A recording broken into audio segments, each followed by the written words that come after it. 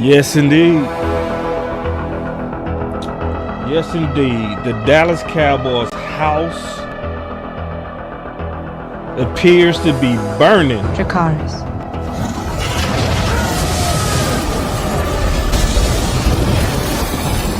Is it the shoes? Is it the shoes? Yeah, man. We got to talk about these shoes. Yeah. Carlos Watkins. He back in the house. They made some changes, obviously. But it's getting messy, Amp. It's getting messy. Yeah, Talk to me. Man. Look, they dropping like flies, dog. Like, guys are ending up on injury reports. Like, I don't know if it's not wanting to face this matchup or the fact that New Orleans really just banged us up, dog. Like, they got real, physical with us. Nah, I got some very, very, very, very good inclinations of what's really going on. Because we got to really dive into it. Now, I'm gonna let everybody know. Sometimes it got to get bad before it get good. I want to remind everybody that you never would have had Amari Cooper if it wouldn't have been for receiver by committee. Thanks. Let's keep it real.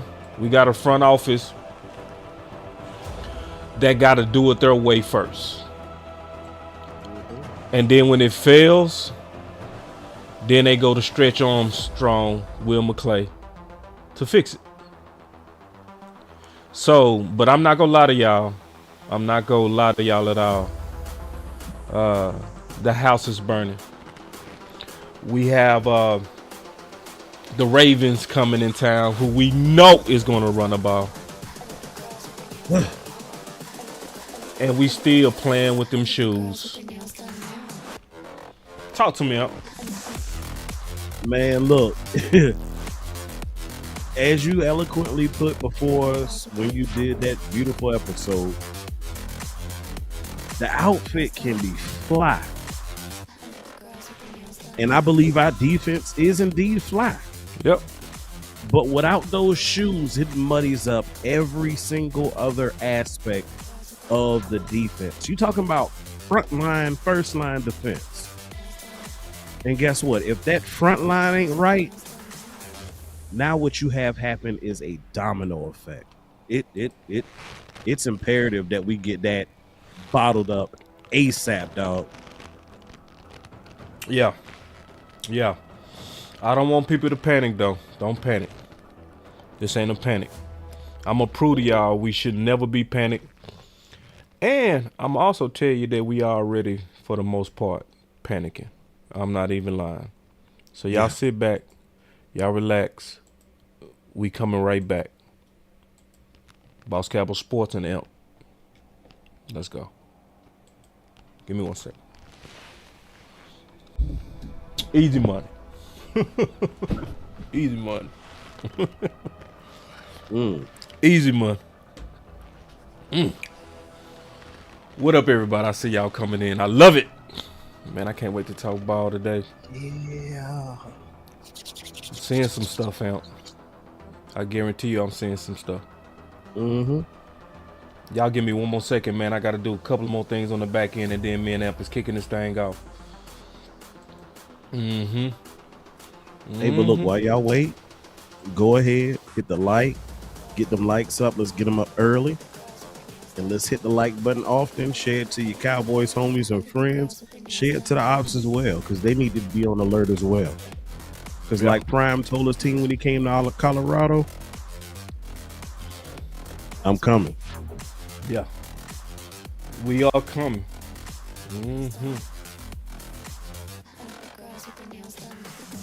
Y'all give me 1 more second, man. I'm almost there.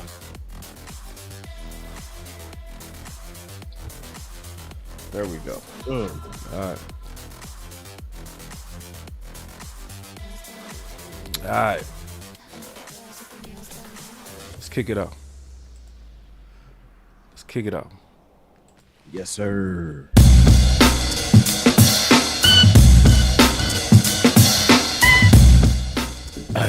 All right.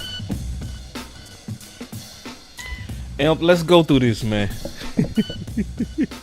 Let's hit it, dog. Man, let's go through this, man. So, it's crazy today. Okay? Mhm. So, Jordan Phillips to IR with a wrist and will miss a minimum of 4 games. Jesus. Carlos Watkins signed to the active roster as a replacement. That was Return- fast. Yeah, super fast. Returning to Dallas, poached from the Commanders practice squad. Okay. Seemed pretty routine. That's what happened to him, Amp. It was the wrist. The flick of the wrist. It was the wrist. Same thing Nick Harris said. I hope it wasn't a broke wrist. I'll catch that tomorrow. Oh, man. Then all of a sudden it get goofy. Then all of a sudden, Cowboys Jordan Phillips said he is going on injured reserve, but there's nothing wrong with his wrist. He said his wrist is fine. It is what it is. He has to accept the decision of the organization. Wow. Somebody is lying. Oh, you see this guy? Number 1 bullshit guy. He do the wee woo. Who lying I out? see a problem. Look, because I know this organization and I know the Jones family, I know it is not strange for them to stash players. It's not strange at all. We do it every single going into the season. I can't go back far enough to remember a time when we had cut down to the 53 and somebody was not sitting on IR. Now, granted, some of them happened naturally, but I think some of them were embellished, like keeping it all the way funky. And it's a competitive league. You hear Mike McCarthy say all the time, hey, it takes all the guys. It takes, all the 53. It takes the practice squad guys, et cetera. It takes all of that to win a championship. But because you are dealing with a limited amount of resources, the Cowboys do what I call bending the rules a little bit to have more at their disposal. And so they've already seen what they felt like they needed to see from him. And the fact that the Carlos Watkins situation happened so fast, that tells me it's just like any relationship. Old boy might have broke up with old girl, right? On Tuesday.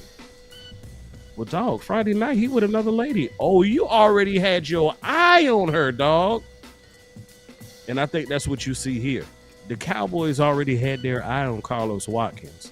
So when they made that move to break up, if you will, from Jordan Phillips, hey, Carlos, come on, dog. It's on you. You want to hear the worst part, man, to me? Spill it. The worst part to me, bro, is that Jordan Phillips right now appears to me to be the fall guy of what happened on Sunday. The fall guy. Yeah, I said it. The fall guy. I said it. Scapegoat, not the goat, but the scapegoat. Yep. We putting this L. We hanging this L on 90. What's his number? 97. Yeah. Yeah, we hanging it on him. Yep. That guy right there. I'm gonna tell you why. I'm gonna show you. You heard what Big Mike said in an interview too. Talk to him. When they asked him, they said, was it Was it scheme or was it poor execution? Without hesitation, Mike McCarthy emphatically said, "Oh, it was poor execution." Yeah. And you want me? I'm gonna tell you the other side to this too. They done caught Dallas Cowboy Nation emotional. Yeah, because Mad Dog, after Sunday, we were out here with our brooms and pitchforks and torches, and bro, they was ready to burn this thing down, dog. Let me get more into detail. We got him. Because I got the film. Said, I'm going to tell you the truth from watching every run play on the Dallas Cowboys run defense versus the New Orleans Saints this weekend. Now, I watched every run play. Y'all ready? Y'all ready? Who was it? Corners holding containment was a bigger problem stopping the run than the DTs. Ouch. They not ready for that, man. People can't really handle what the film really say. They can't handle the truth. You can't handle the truth. It was more of a problem with the corners than the DTs. You want to tell you what's really going on? People looked at this little old flash play right here, and then they made an assumption that this was happening all day. This video clip from John Owen.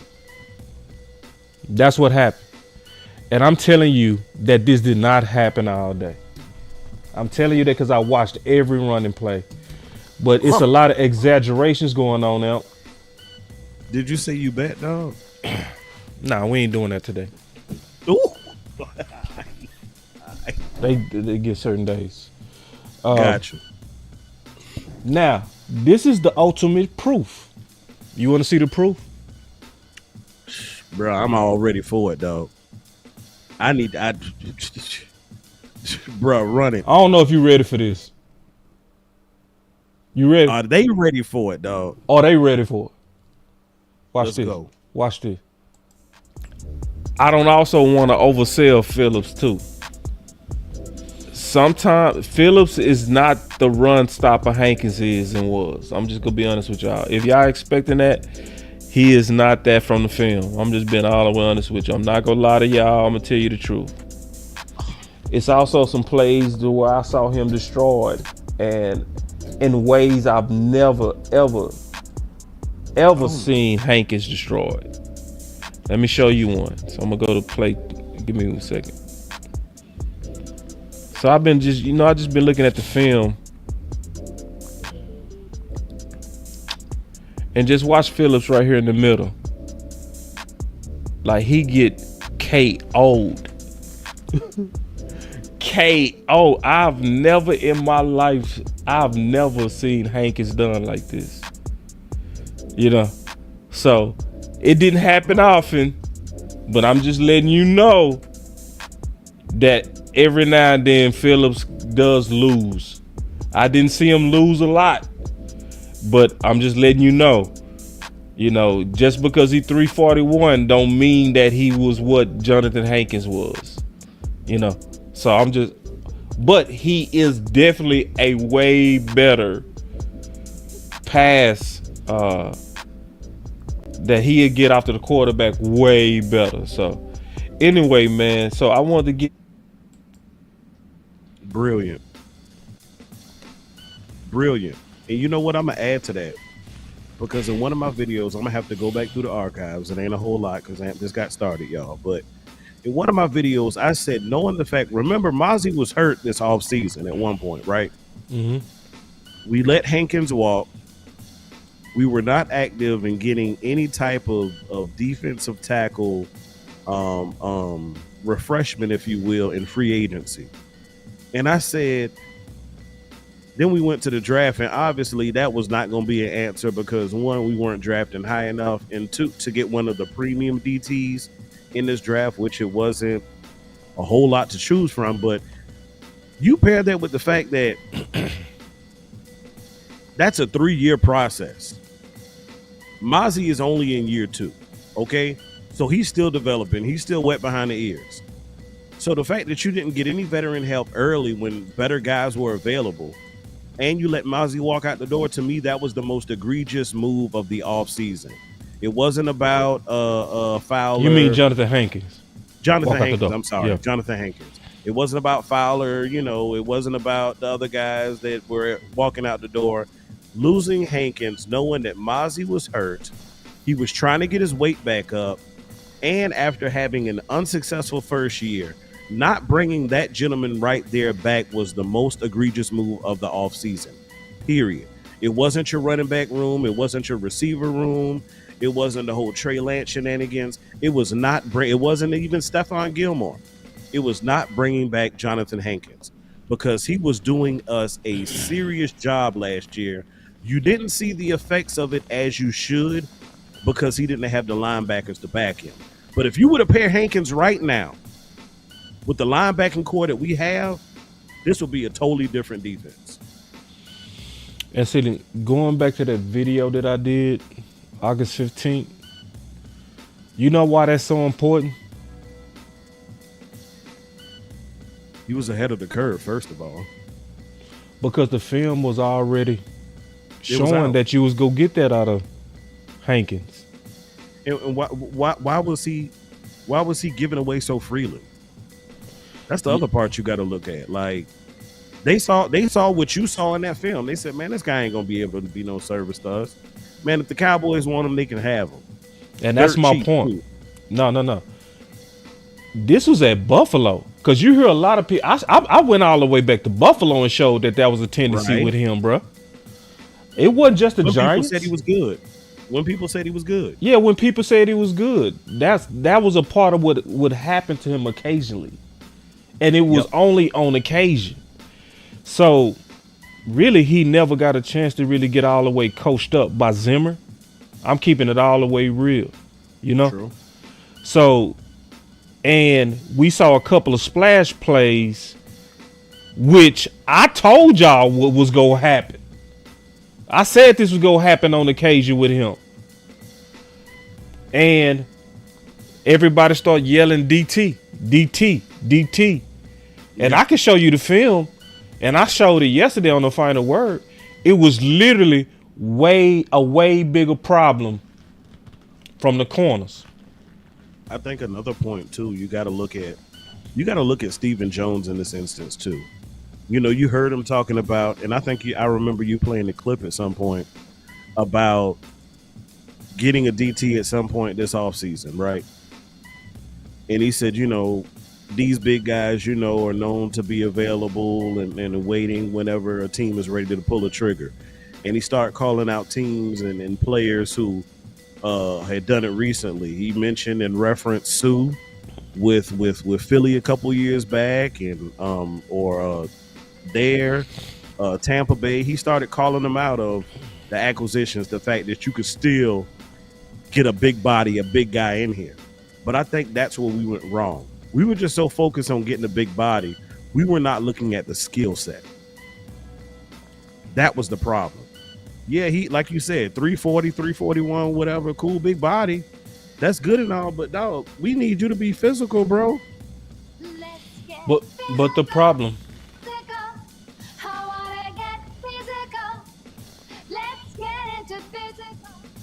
the problem is he was already that.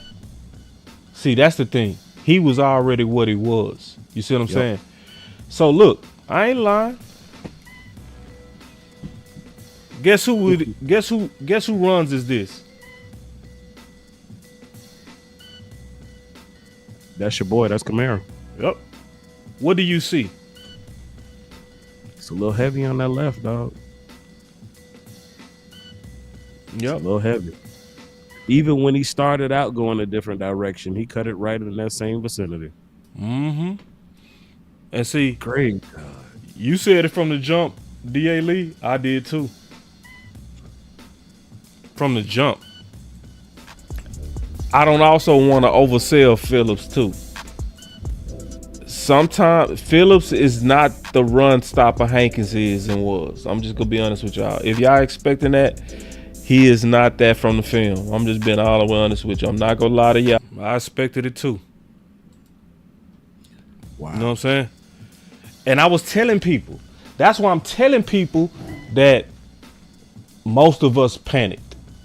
Because it was already obvious what he was and what he wasn't. And I said it I said it early. I said it August 15th. Dang. Yeah. And so let's just go back to this. What do y'all see? What was really happening to us? To the left, to the left. Yep. Where was the TDs coming from? To the left, to the left. So the edges get destroyed, but guess what everybody's saying? DT's got killed. DT's got killed. Yeah, DT. Shit. Bro. Who was the corner on that side? It was all the corners. Dang. And I said that from the film. And I can show y'all again. I can show you all again. I can show you all over again. If you look at these rushing plays, and I have every one of them. You can just look where they running the ball. Look where they running the ball. Tell me where they running the ball, Amp. Toward the sideline, dog. Yeah. So who was they attacking? Corners. What was they really doing? They was saying the corners need to tackle. That's what they wanted. And they was saying they was saying y'all not gonna take on these blocks. That's what they was really doing. But if you listen to the crowd, DT. But if you just let every one of these run. Boss, Mr. Cornerback, question for you. If that was something that had started to become a trend in the game, let me ask you this from linebacker to corner. I understand that Phillips got killed right there. My bad. Go ahead. I understand you good. I understand you got coverages you playing or whatever, but why would we not press to a certain extent? So at least if it's a running play, one, you disrupting the receiver from a free release, but two, you are a little bit closer to the action if that play should come outside. Why did we not make that adjustment? Or is that a typical adjustment? This is just me spitballing right now. You talking about the adjustment to the outside? You can't Yeah, fix like that. I'm saying, like bring your corners up. Well, nah. See, because the issue is their will. So this is a perfect example of it. So right here, you go see the receiver blocked down, right? And so it's going to be obviously run. So he cracks the linebacker. You see it? Yep. So I'm telling you, what's supposed to happen right here is once you see that run action from that block down from the receiver, what you supposed to do? You got to fly.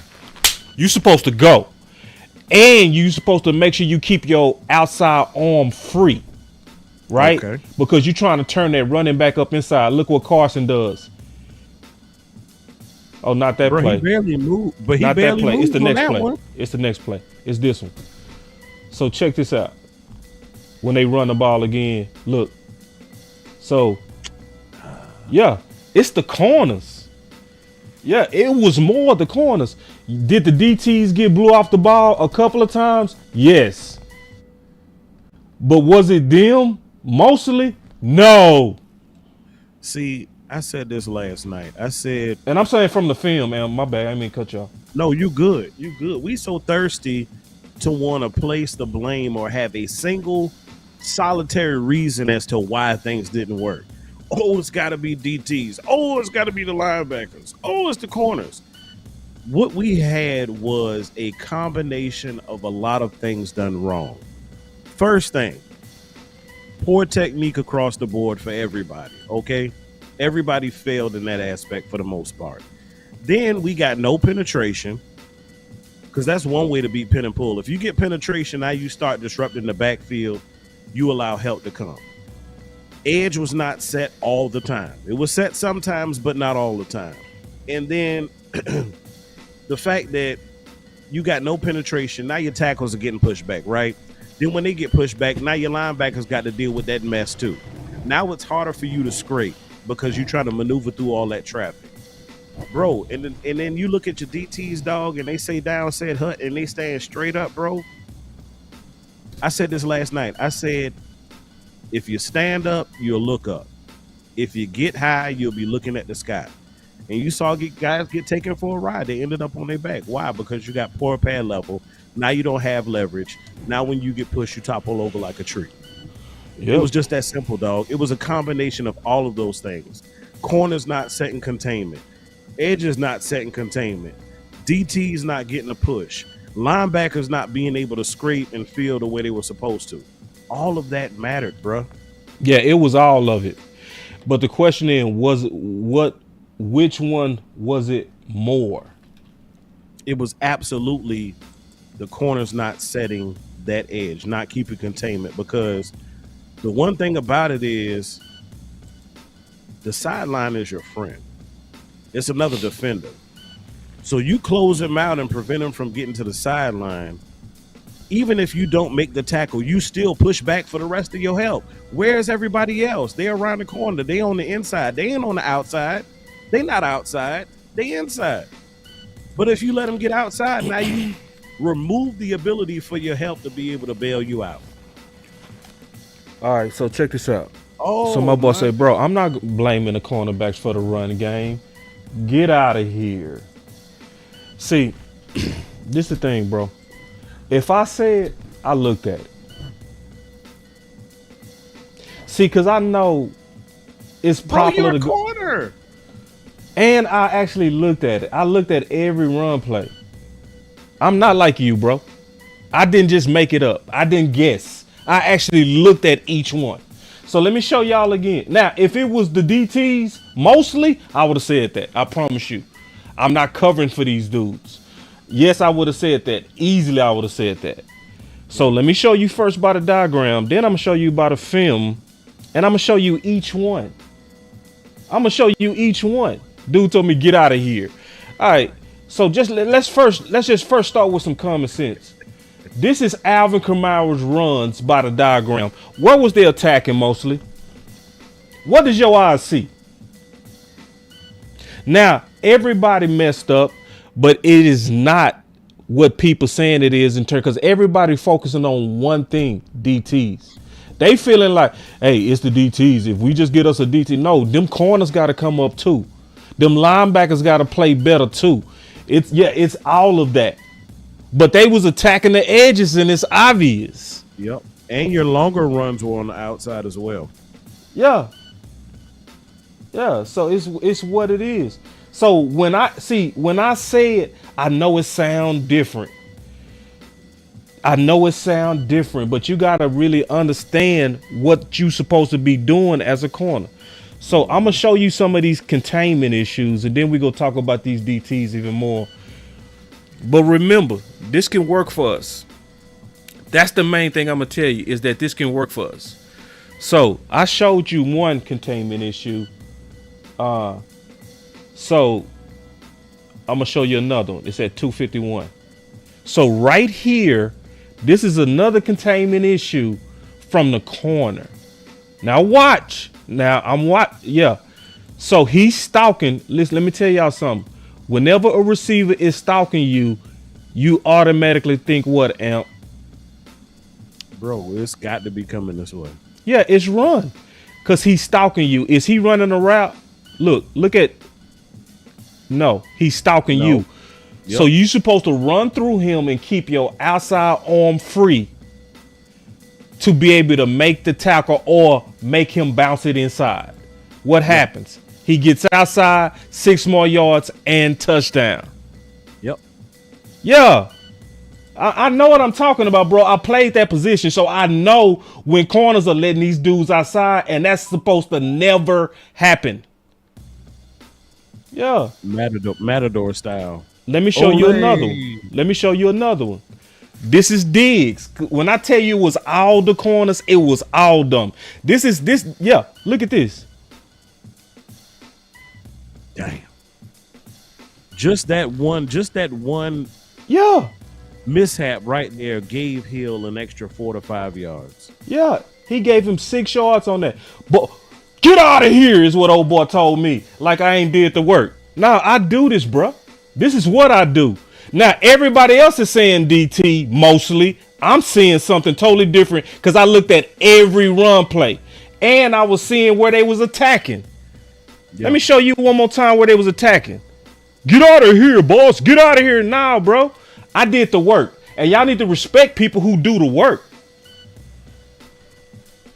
Now, what you hearing all the time ain't necessarily what it is. Y'all should know that. Y'all should know that. Go ahead, Amp. Dog, I'm floored right now, man. Like it. First and foremost, I want to tell you thank you because during the watch party, I'm like, I've been screaming, hey, where are your ends? Where are your ends? Where are your ends? And it was you who told me corners have ultimate containment. That's right. Yes, your defensive end is supposed to set the edge, contain, etc., whatever. But your final, your absolute final ultimate is absolute is corners. Yeah. Naturally, just because of where they're lined up, they're right. on the perimeters, they're on the boundaries. So, God forbid, whatever your end gets smacked or cracked, whatever, that corner is out there for a reason. Not just because the receiver's out there, because even when there's no receiver to that side, the cornerback don't go running to the other side where the receiver is. He comes in, but he still is there for an edge presence. That's what y'all got to understand. We talking X's and O's here. And showing it. I ain't even finished. I got more. So I'm going to show you where Jordan Lewis did it right. All right. And I like this play because Jordan Lewis on this play right here, this is how you're supposed to do it. So the tight end is going to block down. Now, again, I looked at every running play. This is not an assumption. So when they did it right, I said it. So the tight end blocked down. What is Jordan Lewis doing now? He saw it and he immediately went. Right. He saw the block down and he attacked. His job is to get it turned up inside. If you get it turned up inside, they used to always teach us funnel the running back to your help. So he hits him and he keeps his right shoulder free. Kamara turns it up inside to his help. Now it's only a 1 yard gain. So he did it right that time. Then not on the next play, he's going to do it wrong. So you did it right one time, and watch this. Right here, he's going to do it wrong. He just did it right. Watch this. Wrong shoulder. Let him out. Technique. Details, y'all. Yep, it's the details. Yeah. So, am I saying that the DTs played immaculate? No. But what I'm saying is you go see way more errors from containment, issues from the corners than you saw from the DTs. That's what I'm saying. But what is everybody talking about right now? Is anybody talking about our DTs need to keep containment better? Is anybody saying that? Nope. Everybody's saying it's just the shoes. Now, let's talk about the shoes, if you don't mind, Amp. This is why I said that the house is on fire.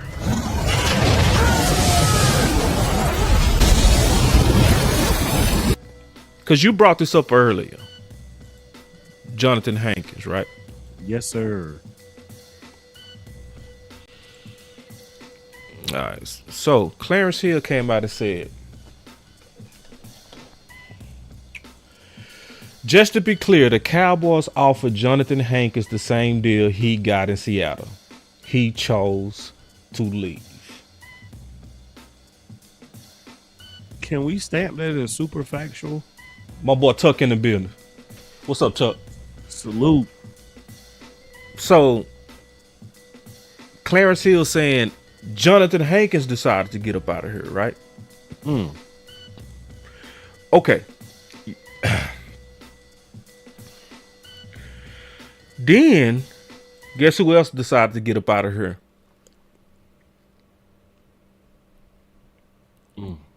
Justin Rogers. Amp. Yeah. We got to think about this, bro. Jonathan Hankins decided to get out and go to Seattle where he go pay more taxes. Mm-hmm. Justin Rogers decided to go raining. to a practice squad and not stay with the practice squad on a team that drafted him. Why is that? It's fire. It's fire. Like, you know, the saying, if it's smoke, it's fire. See, how many times we go ignore this? How many times we gonna notice that people are saying, I want up out of here, man. I want up out of here. I got a theory. Now, I don't know for sure. I'm being clear. This is a theory. You know what I think it is, man? I want to get your thoughts on this. The environment. I think they tired of.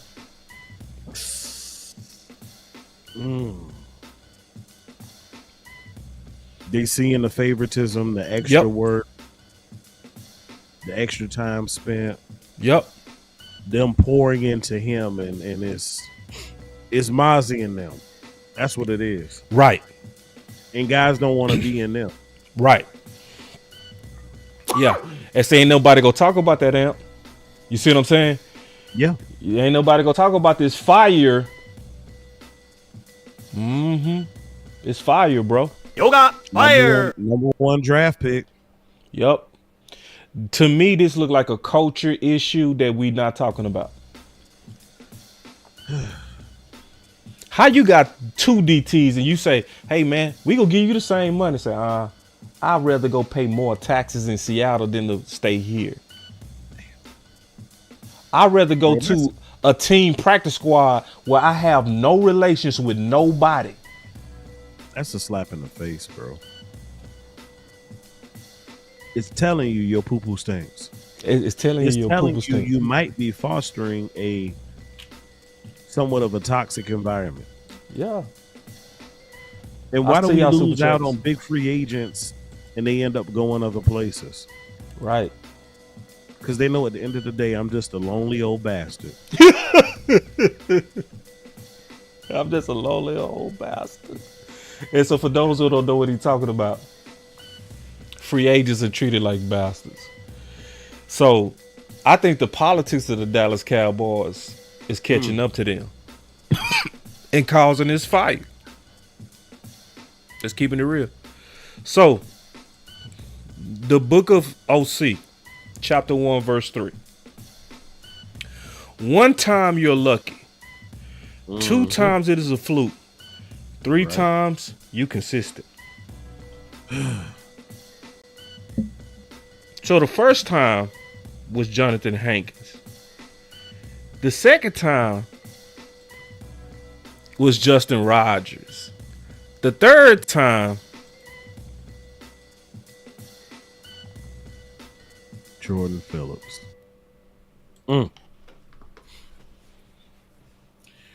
Bro, it's sad, dog. I mean, we gotta find a way, because something I'm dealing with in my own professional career.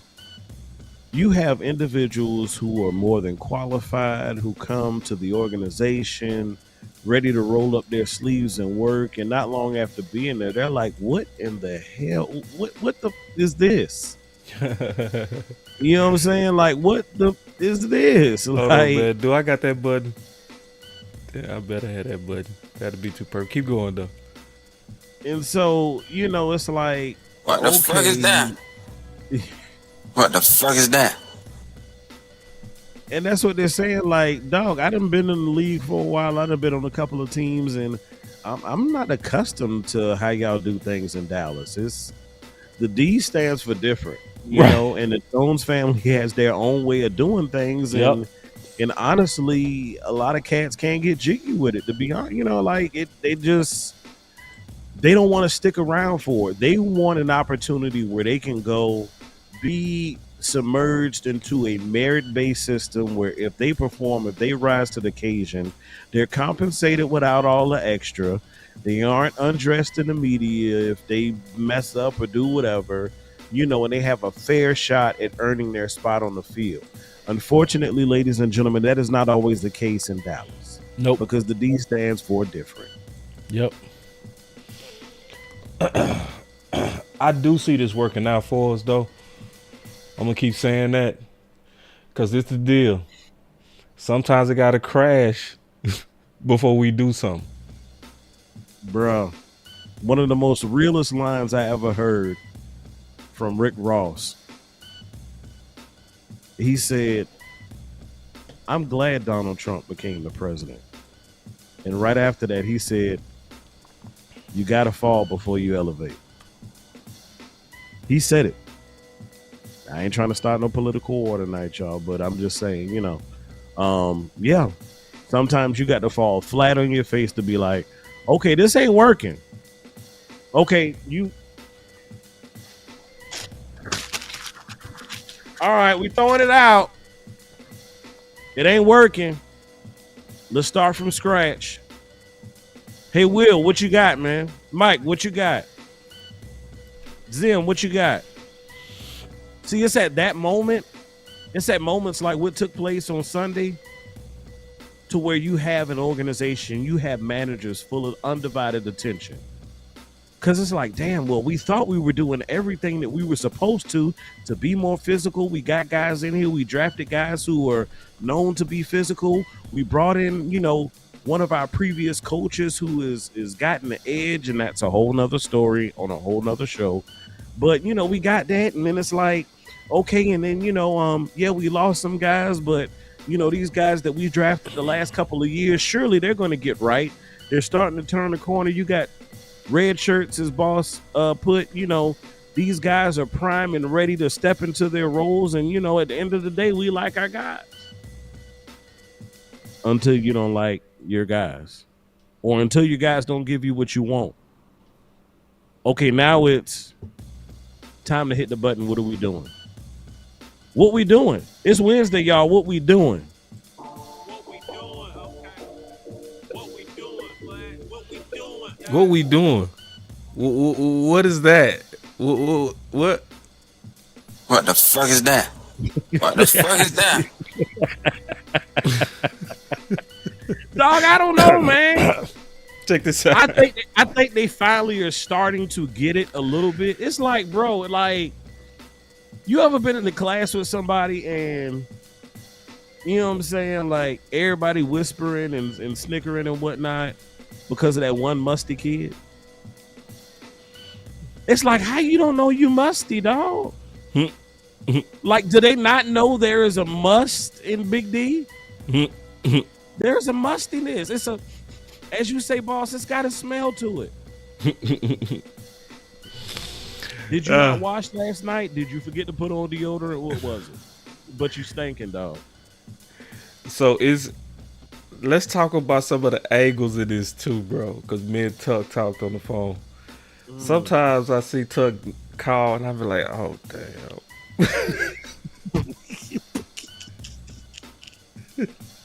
Because you know he got something for you. Yeah, I know it. Like, oh man, like when Tuck called, then he called me back to back. I was like, you knew it was trouble. What we've done? What have we done? You knew it was trouble. Yeah. What's wrong? Who did it? But we talking about these fires, y'all. All right, I'm just keeping it real because these are real fires. Now, these fires.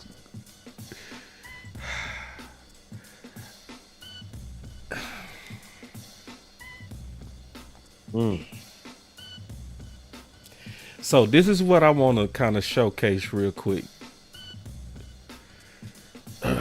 And real quick before I show that, somebody said, according to, I guess, this presentation, this is just an assumption. I said that. I already told y'all on some. I already said, yeah, some of this stuff I'm making an assumption. I'm gonna say it one more time. Guess. It's a very educated guess, but it's a logical guess. So, like, let me just ask y'all a question. And I know I saw somebody say he wanted to be close to his family and all that in Seattle, man. You don't listen, man. Listen. Oh, you see this guy? See this guy? Number one bullshit guy. He do the wee woo wee woo. You do not leave contending teams that beat the team that you went to because you're trying to be close to a family member, especially at the latter end of your career. You don't just all of a sudden having an opportunity to come back to the team that drafted you in the 7th round and say, "Nah, I don't want to." Something is wrong. Yes, it's an assumption, but it's a good assumption.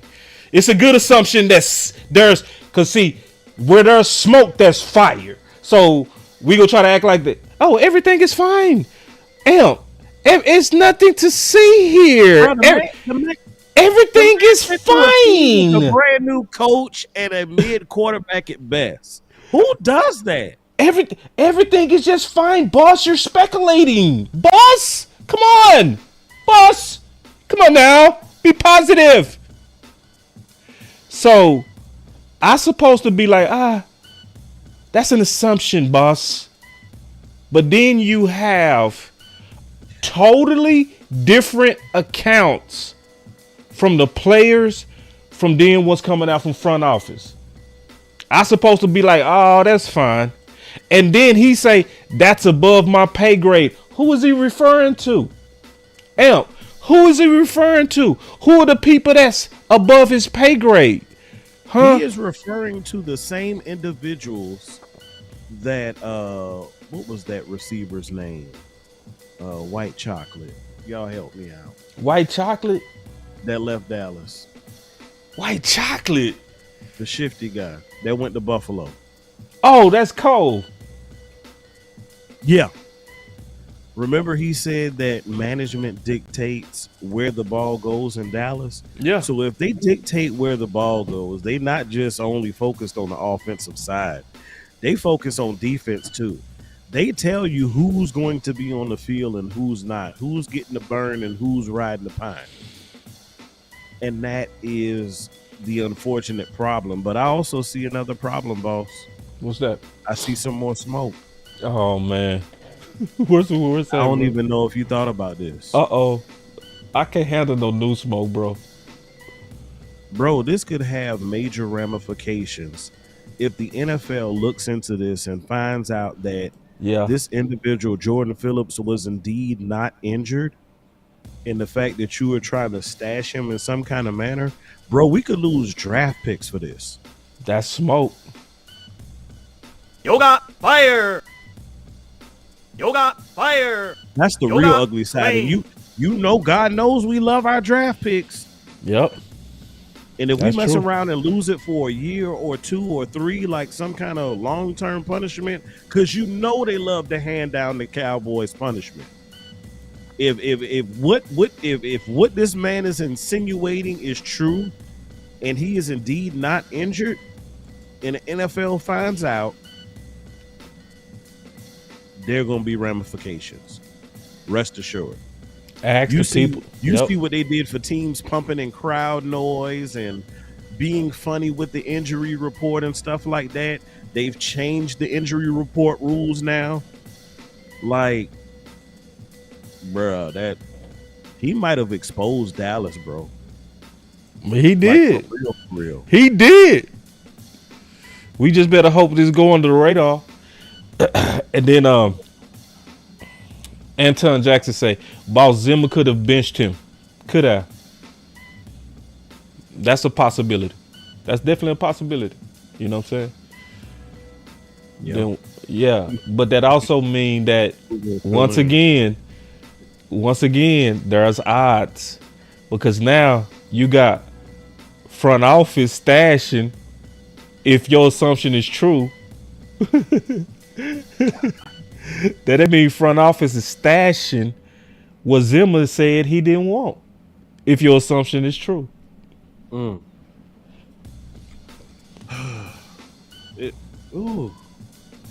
it's fire, bro. This is fire. It's fire. This is fire. It's fire. So we saw, and we almost finished, man. We gonna take some calls in a minute. This ain't gonna be a long show. I'm under the weather. But you can see the clear contradiction, right? Mm-hmm. You know, Jordan Phillips, he's on IR. It sounds routine. And then all of a sudden, Jordan Phillips come out and it's totally different. Yeah. But then the fire is also in other places. Clarence Hill, All City, Dallas. Micah said last night it wasn't a scheme issue, it was an effort issue. What did you assess, the inability to stop the run? Was that a scheme or effort issue? I don't really think it was an effort issue. I think, that team, they beat us off the snap quite a few times. Got us where I thought we were slow with our hands, and that's my fault. I got to get them better ready to play than that. I talked to them during the week about it, but at the end of the day, we didn't get moving quick enough. They quick counted us a few times. Obviously, they got a good scheme, but it was things we'd worked on. It wasn't. All the even the Wildcat play we worked on. So you got Zim on a different page than Micah. So you got on the front office on a different page. It's like and on a different page than McCarthy. Everybody on a different sheet of music, dog. Yeah. That's the problem. Yeah. Tariq. I like how Tariq is saying this. I agree with you, Tariq. He said, I'm glad we got exposed. Now they got to spend money on. Man, clap it up for Tariq. Clap it up. Clap it up. That boy good. He good. That boy good. See, that's what see, people will listen to this show and they be like, oh, woe is me. Oh, no, this is actually good. This is good. Tariq hit it on the head. Can I clap for him one more time? Oh. It's reverse cheap at its finest. Yes. Sadly, Amp, I know this gonna sound bad, but honestly, you kind of want this to blow up. You do. Yeah. You do. Yeah. Just like that damn receiver by committee, dog. It yes. blew up in their damn face. It blew up in their face. Amari Cooper dropped in our damn lap. Thank you. You can't go get the dogs until they are wrong. See, Tariq get it. And I said that out the gate. I say, man, they got to do it their way first. And after they figure out that their way didn't work, then they do it your way. That's how it worked. Yeah. But it got to blow up in their face, Amp. That's how we ended up with Hankins. Right. That's exactly right. That's how we got him. That's how we got him. Because it was obvious then. Yep. It's been obvious for some time now. And, I know people are saying, years ago, they found another scapegoat too. They said that your boy old man, defensive coordinator, Rod Marinelli. Yeah. He devalued the defensive tackle position and they done took it and damn ran with it. Well, guess what? That doesn't work. You need some shoes, ladies and gentlemen. Yep. And so now it's what you are seeing is a tug of war. Is it the shoes?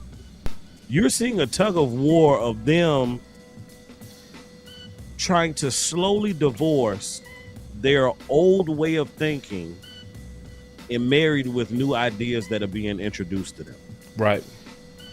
It's not going to be a quick process. It's not going to be, okay, let's just F it. Let's just go ahead and get one. Okay, God, here, take the checkbook.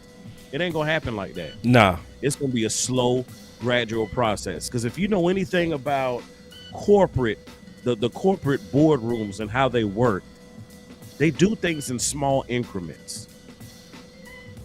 Little small increments. Okay, we'll do okay. So we'll go ahead and get Carlos Watkins. We'll see how that works. Yeah. And they'll try for a couple of weeks. Okay.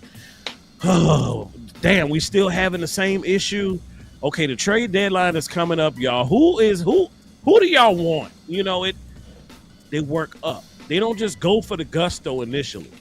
It's a process. And as long as this continues to fail, they're going to have to steadily increase their reactions. Yep. And hopefully they don't figure it out after the trade deadline. But there's still hope.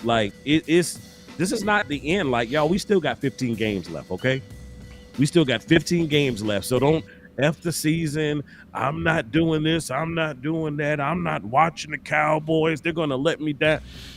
Pump your brakes. Slow down. Step back from the ledge. Come on back in. Come on. Like, because this is the thing. You hear all the time. Adversity is what really makes you. And it's honestly, it's an issue that this team has had for a while. We don't manage the success, but one thing I do know is this organization manages adversity fairly well. We respond.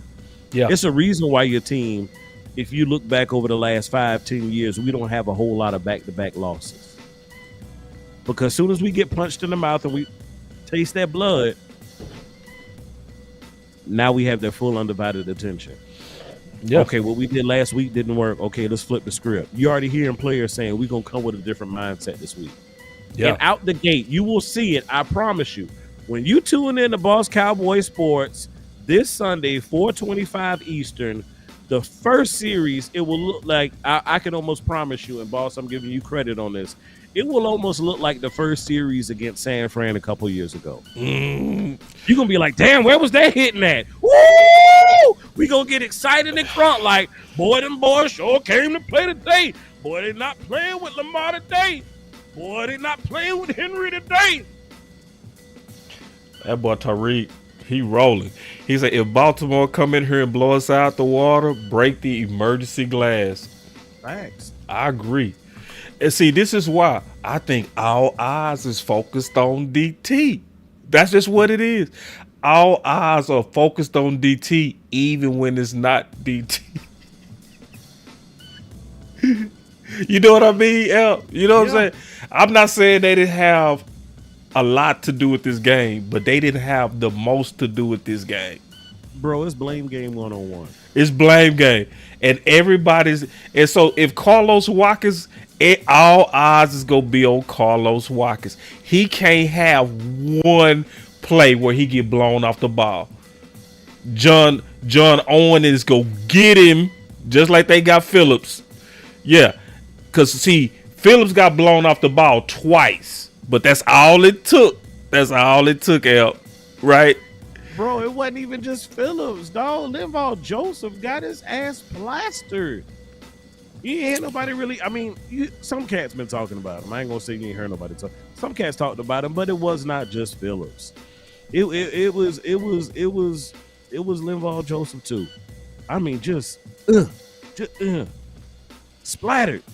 And I'm gonna be honest. From what I saw, Linval Joseph and Mozzie, they needed to disengage on them blocks faster. It wasn't just to me. I didn't see them getting blown off the ball. Not when I was looking at all the plays. Bro, them boys was doing the waltz, dog. What you mean? It was just, you know how you dance when you at the, school dance and you just hold it. That's all they Yeah, bro, yeah. You gotta let them go. You gotta let them go, bro. You gotta. Yeah. I ain't seen none of that, dog. Yeah. They wasn't shedding them balls. But that's a teachable thing. And guess what? Not just them. Your linebackers are doing the same thing. And your corners. Your corners was doing. They was what you say, waltzing. They was dancing with them. It was waltzing, bro. You right. They was slide to the left, slide to the left. Right. They was like, come on. I kept looking. I was like, get off the. As a defender, it is your job to not get blocked. Yeah. And then my boy Louis Takes, he say they was messing up the scraping lanes, boss. That's what I was saying, dog. So you can't hit what you can't see.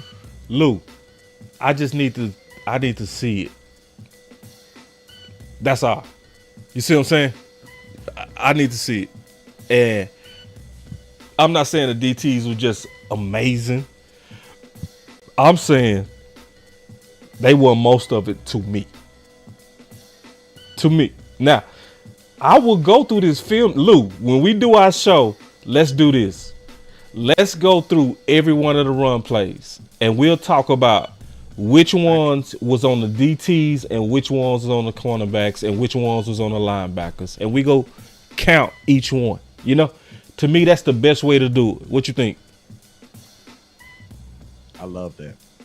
I'm excited. Because, see, Lou, he played offensive line, man. You know what I'm saying? See, that's a different set of eyes. See, I'm picking up on the corner stuff because I played corner, right? I picked up on LB because I played LB. Yeah, so there could be some overlap. There could be some overlap. Yeah. It was a microcosm. It was, domino effect. One affects the other. We did not work together well as a team. Another aspect I didn't see well, poor communication, dog. Nobody was talking to one another. You got to talk. Clap, do whatever, like hit that patches, whatever you got to do. Talk to your teammates. Let them know, hey, it's probably coming your way, dog. Or hey, I'm gonna need some help over here.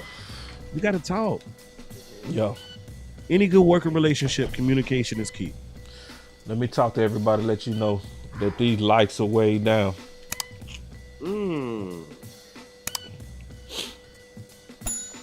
Yeah. These likes are way down. So let me hit y'all super chats, man, real quick. Me and Amp holding it down. Then we gonna take some phone calls. And I want to hear from y'all. You know what I'm saying? Lou, call in because I know you said you disagree. I never have a problem with disagreement. Never. Because that's how we get to the truth. That's how we get to the truth. Like maybe I'm missing something from my cornerback lens. I could be missing some things. So I'm open to be wrong, always. It's not about being right. But I definitely did my research on this, and I definitely looked at each running play, and I didn't take one off. All right? Let's take these super chats.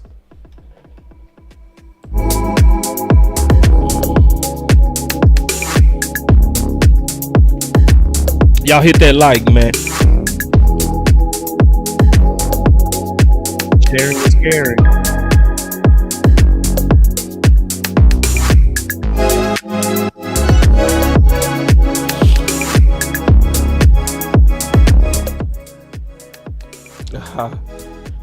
I know, right?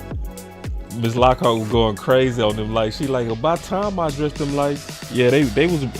I gave them a little time. Miss Lockhart. I gave them a little bit of time. Now, my boy Dak Tour. Before we take the super chat, he said Micah did his job.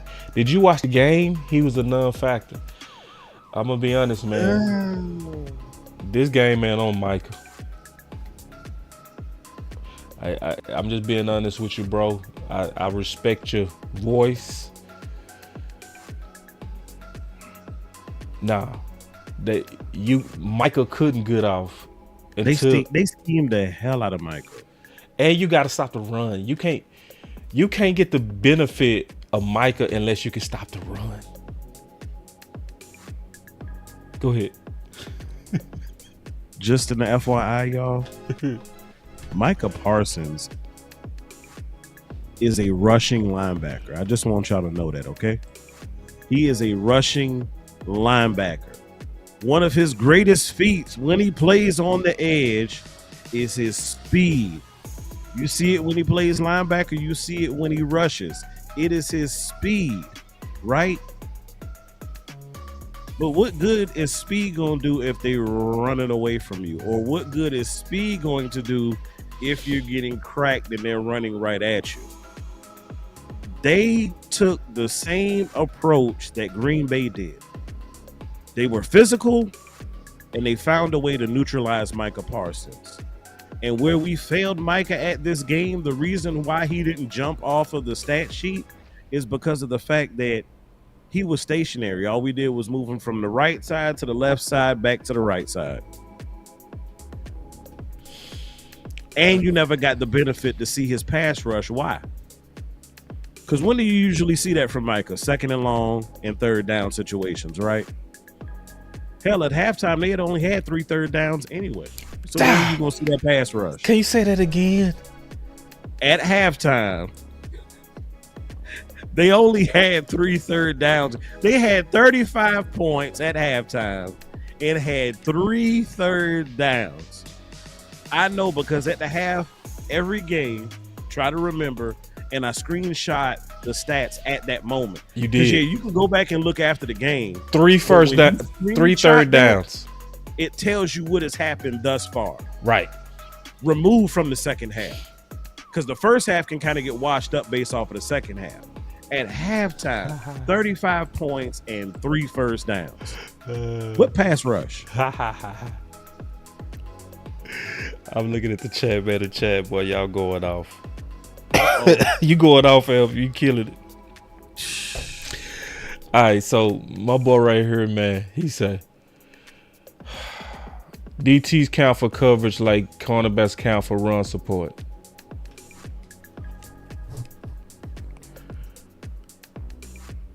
He really think he's saying something too.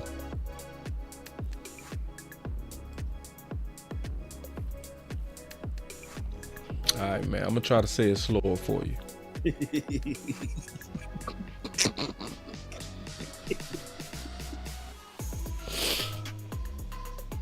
You ain't talking fast, though. They just listening slow. God damn. Okay. I'm thirsty. So,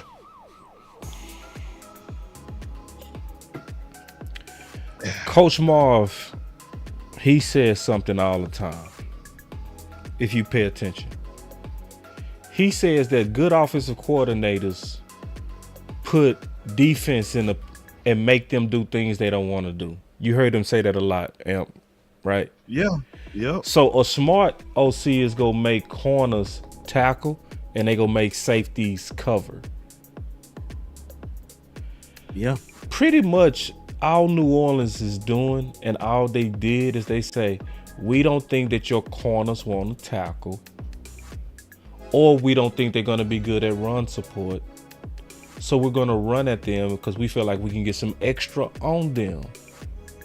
And if you look at the diagram, you can clearly see by the volume of outside runs, that's what they did. Yep. God damn, this not even that hard, but you so stubborn and you just want to be so right and blame the DTs, even though yes, it was them.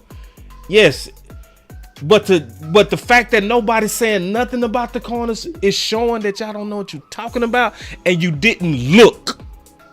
Period. It's just blame analysis. Bro, if you look at it across the board, they stayed away from our strengths. They game planned away from our strengths. It was genius, dog. And guess what? Now that that's on film, expect every other team to try to do the same thing. Yeah. Because now you're starting to create a blueprint. Now this one right here. You answer that out. So on the surface, yes. Yeah. But I said this last night. I'm grading him on a curve because of the subpar DT play. Now I know that plays into the whole it was DT, but I think your linebackers were rendered or hampered in their ability to flow because they were getting pushed up on. Because them offensive linemen was making it to the second level, dog, heavy. Yeah. And, oh, God. Oh, bless you, my good brother. Oh, Jesus. Bro, that's like real talk. You know what game that is for me? Yeah. Atlanta. Yep. Yeah. Like we cannot lose to them damn dirty birds. These cats be around here talking about, are you from Dallas? Why do you like the Cowboys? You're born and raised. You live in Georgia. This is Burger Town. This is Rise Up Town, man. Bump that. And y'all almost Super Bowl, man. Get out my face. And I'm like that with H-Town, boy. Them Texans, they bet not win, boy. That you talking about miserable. Ooh. Boy, Eastside Harold is gonna be damn. Where is Eastside? Jumping musical. Did he finally find some Texan YouTubers? I think they just started last week, bro. Okay. Okay. Yeah, Lou. And we go take this to the film, Lou. We go take it to the film for sure. Now let me take these super chats. First of all, man, I appreciate this one. My boy say, boss, I've been working on a custom jersey You were University of Houston DB number 28, right? Yep. I was number 28. If you're doing a custom jersey for me, man, you got to make it 10 though. Unless you already paid for it. If you already paid for the 28, keep it. But my dopest number was 10. I love 10. Forever. 10 is my number, bro. All right. But Bro, hey, if you do 28, if you do a jersey with 28, because that was my college number, yeah. You know what mine was? What's that? I can't see. Hold on. I can't see, bro. They make you better. Right there. Right in the corner. 21? Yes, sir. You was 21 as a linebacker? That is fly. I was a Prime fan, dog. That is fly. That is fly. I was 20. Matter of fact, since Little League, I was 21, bro. Ooh. And I just stuck with it. Yeah. I almost wore my dad's number 40, and that would have looked more like LB. But I was a slender build, so 21 looked good on me. Yeah, man. And we already highlighted this. My boy Micah Hopper. I hope I said your name right. Or Hooper. Hopefully I said your name right. That boy said, boss, I live in New Orleans. I'm a diehard Cowboy fan. God bless you, my brother. The hardest thing to do is eat crow. Don't eat crow. See, let me tell you what you do. Don't eat crow. Don't do it. Don't be humble. Don't none of that. Nah. Man, piss on them. Yeah, piss on them. Like make they win seem like it's nothing. We beat y'all so yeah, y'all threw a parade. Oh, okay, you won the Super Bowl. Okay, Literally, you bro, finally beat Dallas. parade, Look at you. Yeah, don't eat no crow. No, don't eat none. All right, so we got us another super chat from Joe Grizzly. He said, it's another YouTuber saying that Dak struggles when going through his progressions. I get people being critical of Dak, but it seems like a Dak hate channel to me. What are your thoughts? Oh yeah, absolutely, Joe. Yeah, I don't watch those channels at all. I don't watch them. It's sadly, it's some people it's some YouTubers you only see when Dak play bad or when we lose. That's it. So when I come across those YouTubers, I don't even watch them because it take real work to do what we doing right now. It take real work. You got to go through film.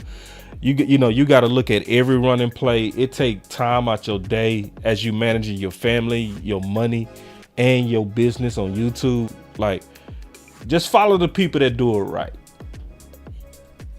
Because them type people go piss you off. For real. Another super chat from Coach Marv. He say, I told y'all this lame duck status coaching staff and players will call self-preservation once something bad happens. And coach, it's looking like you was right. Yoga fire. Yeah, you can see the smoke is starting to come out. So some fire. Like for real. Now what we hope is that this fire end up being kind of like Amari Cooper, right? Where receiver by committee had to be remedied and it ended up being remedied. So no, you was definitely right on that. Chris 214. Oh, that 21. Boy, you still on that. I ain't mad at you. 21 dope for linebacker though. I gotta give you props for that. That takes some balls. And then Chris 214 say championship football doesn't respect favoritism. Say it for the folks in the back, please. We gotta clap it up for Chris 214.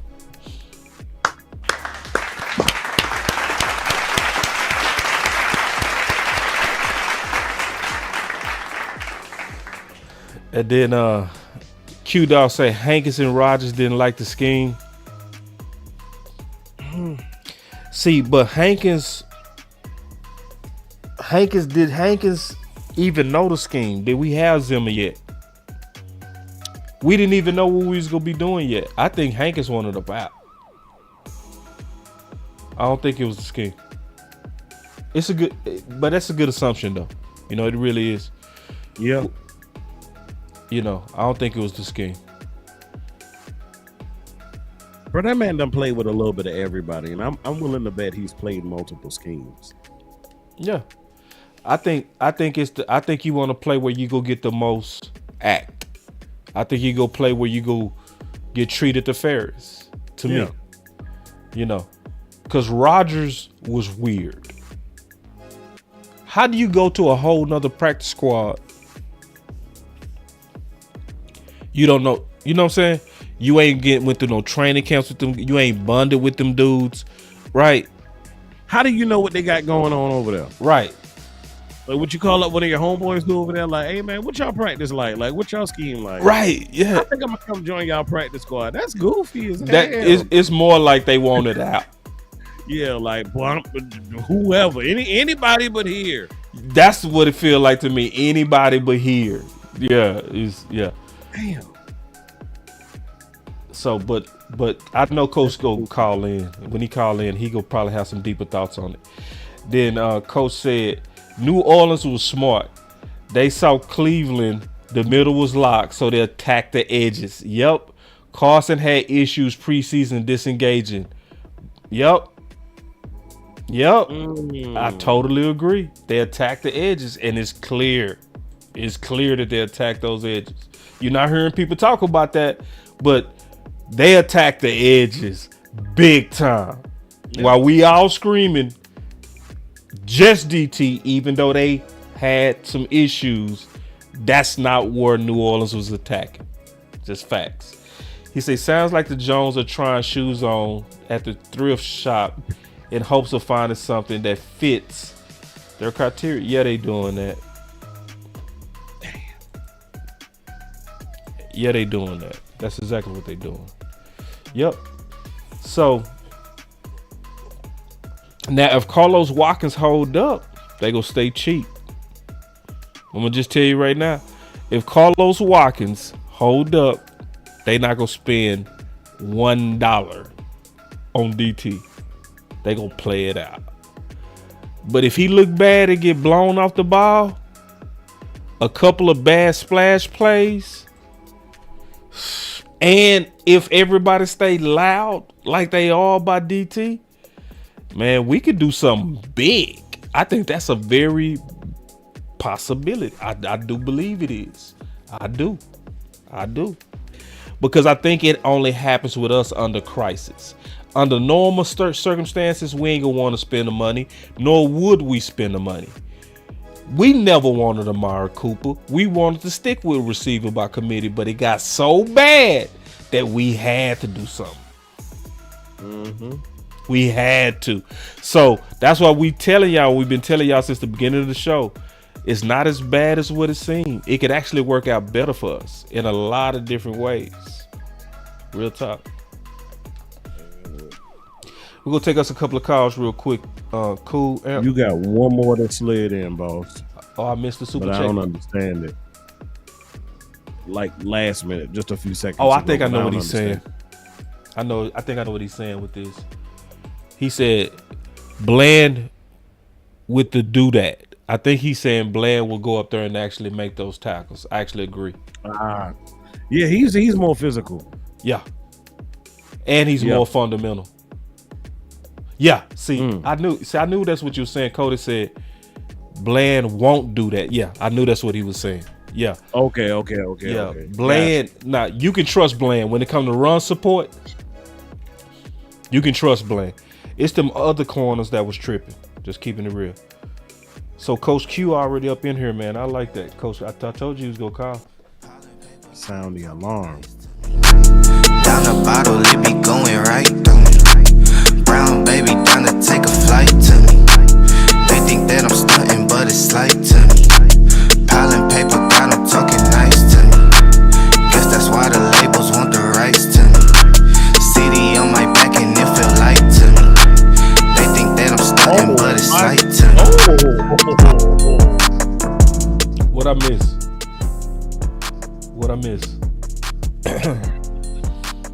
Boy, it was a message. It was a comment that was in the chat, and it was definitely very provocative. But it was a metaphor comparing it, basically giving you insight to the Jones family. And basically, they said they playing with themselves and leaving the bad female in the bedroom. That's as clean as I can put it, though. God Boy, damn. y'all hell. Oh man. Okay. I'm finna lock the phones, y'all. I'm gonna give y'all 5 seconds and I'm locking these phones. 1, 2, 3, 4, 5. The conference That has was been from locked. he talked too much. Yeah, so I want to lock the phones because That's spicy. Yeah, that's dirty. Like that if I was in the chat. That's dirty. That's dirty game right there. 910, you live. Yo, what's up, boss? It's Smoke One for you, bro. Smoke one, man. My one. dog. Smoke with me. Yeah, you know I don't call in that much, man, but had to do it today, man. Yeah, I touched your spirit. Yeah, bro. You might as well go ahead and lock me in for this. I'm gonna call you a lot more after this year, bro. Ain't gonna lie. No, I just locked you in, Smoke One. What you got? All right. Man, okay. You so right about the cornerback issue. For real. I mean, how you don't figure that out? I mean, the cornerbacks had to help out, bro. I mean, they're run support too. What you think I'm gonna do? Just sit there and just watch the guy run away? That's you know right. what I mean? That's right. So, like, I mean, I don't understand what some of these people we start seeing, bro. Like, you gotta get off blocks, number one. That's right. The defense. You gotta get off blocks. You got to read and react. Don't sit and look, okay? I'm with you, bro. I play cornerback too. I played it to the T. I don't play around with the cornerbacks, bro. I see what's going on, and let's believe the way they play off 10 yards like that. Nah. That's not me, man. I ain't playing 10 off stuff. Okay, I'm gonna be right in your face. If you want to play cover 2, I'm gonna let you go, and then if you run the ball, I'm attacking that line. I'm not gonna allow that to happen, bro. You're not gonna come on me like that. That is not happening, man. Right. I refuse to let anybody block me and keep me from hitting somebody, bro. That's right. I mean, but you gotta have the heart. That's what it is, Smoke. That's what it is. Yeah. They tested the corners. They did. They really did. They did the whole time, and if you look at the diagram, if you go back and look at that diagram again, bro. Yeah, I'll pull it's it. all green and yellow. There's no red. That means no tackle for loss. You know what I mean? Yeah. You gotta do your job. Everybody has to be on the same page. If one dude doing a daggone hero ball, it's gonna mess up the all 10 other folks. That's right. If you ain't doing your job, guess what's gonna happen? It's gonna fail. Okay? Bill Belichick even said it himself, homie. Do your damn job. You do your damn job, and none of this will happen. Yep. None of it. None of it. Yeah. Just do your It job. took everybody doing their job. Everybody. Yeah, it takes everybody. Cause see, I don't want people to try to act like I'm getting the DTs off the hook. I'm not. I'm just saying schematically, let's be honest, what they was really doing. Don't go with the crowd. Go with the film and go with the evidence. I got the diagram and the film. Don't be goofy again and go with what people are saying versus what you're seeing. Don't do it. So eyes don't lie, bro. No, it don't lie. It never lies. Your eyes do not lie. Yeah. I mean, and you gotta have the want to, bro. If you see somebody come up to you about to block you, you fake them dudes out. You go around them, or you push his tail on his butt, and you go make the play. Seriously. Yeah, man. Smoke, I got a lot of calls, man, but I appreciate you, big I'm dog. gonna go, man. Appreciate everything, brother. I love y'all, and hey, go Cowboys, and we're gonna spank the Ravens. I don't give a care what nobody say, because Mike was bad. I like that attitude. I like that too, Smoke. Man, good call. Right. Hey, and let me tell you the main thing that I love about Smoke. Smoke always sending good stuff to me. Like he always pushing content to me. Yeah, like good stuff. Like he keep his head in football. He be finding stuff. It's like it's what he does all day long or something. So let me see. We got Coach Q. I know Coach Q finna fuss at me. Coach Q, you lie. What's up, boss? What's up? What's up, man? Man, I love the film that you were showing. I love the little diagram that you were showing too. I think if people know how to do math, they can kind of see, if you bring that diagram up again, that most of the inside runs were under 5 yards, and they only had a couple over 10 that was inside. Well, with Cleveland, that was clogged up, and Amp was correct. the DTs was getting pushed back a little bit, but the linebackers was in their lane. But as a running back, it's clogged up. Right. It's clogged up, so it's no use. So the offensive coordinator knew this, and so he was going to run outside. Now, I do have to disagree with Los. If you look at that one play that you showed with Kendricks, he overran it. He scraped. He was able to scrape. He overran it, and Kamara cut underneath him and scored a touchdown. Oh, one of them touchdowns? Lane, don't overscrape. Yeah, because you showed it tonight, where he just overscraped. Amp linebacker, he guessed trying to be hero ball. Yeah. His gap was inside. He overscraped. Had nothing to do with D-tackle. D-tackle did their job because he was free to scrape. Right. He just overscraped, and he guessed being hero ball. Where if he would, and probably talk about, I could never play linebacker. If he would stay in his gap, he would make tackle. It would be You like talking about right here? Game, but instead. Yes. Yeah, yes. that play. Yeah. Mm-hmm. Yeah, the DTs did their job there. Yep. Yeah. And so, I mean, you just got to scrape. I mean, he has no reason to do that. And then I was thinking, I had to go back and look at the film because all I have is a TV copy to see what Zimmer was talking about shooting the hands. I said, oh, he's talking about the cornerbacks and the linebackers. And you probably speak better than I can.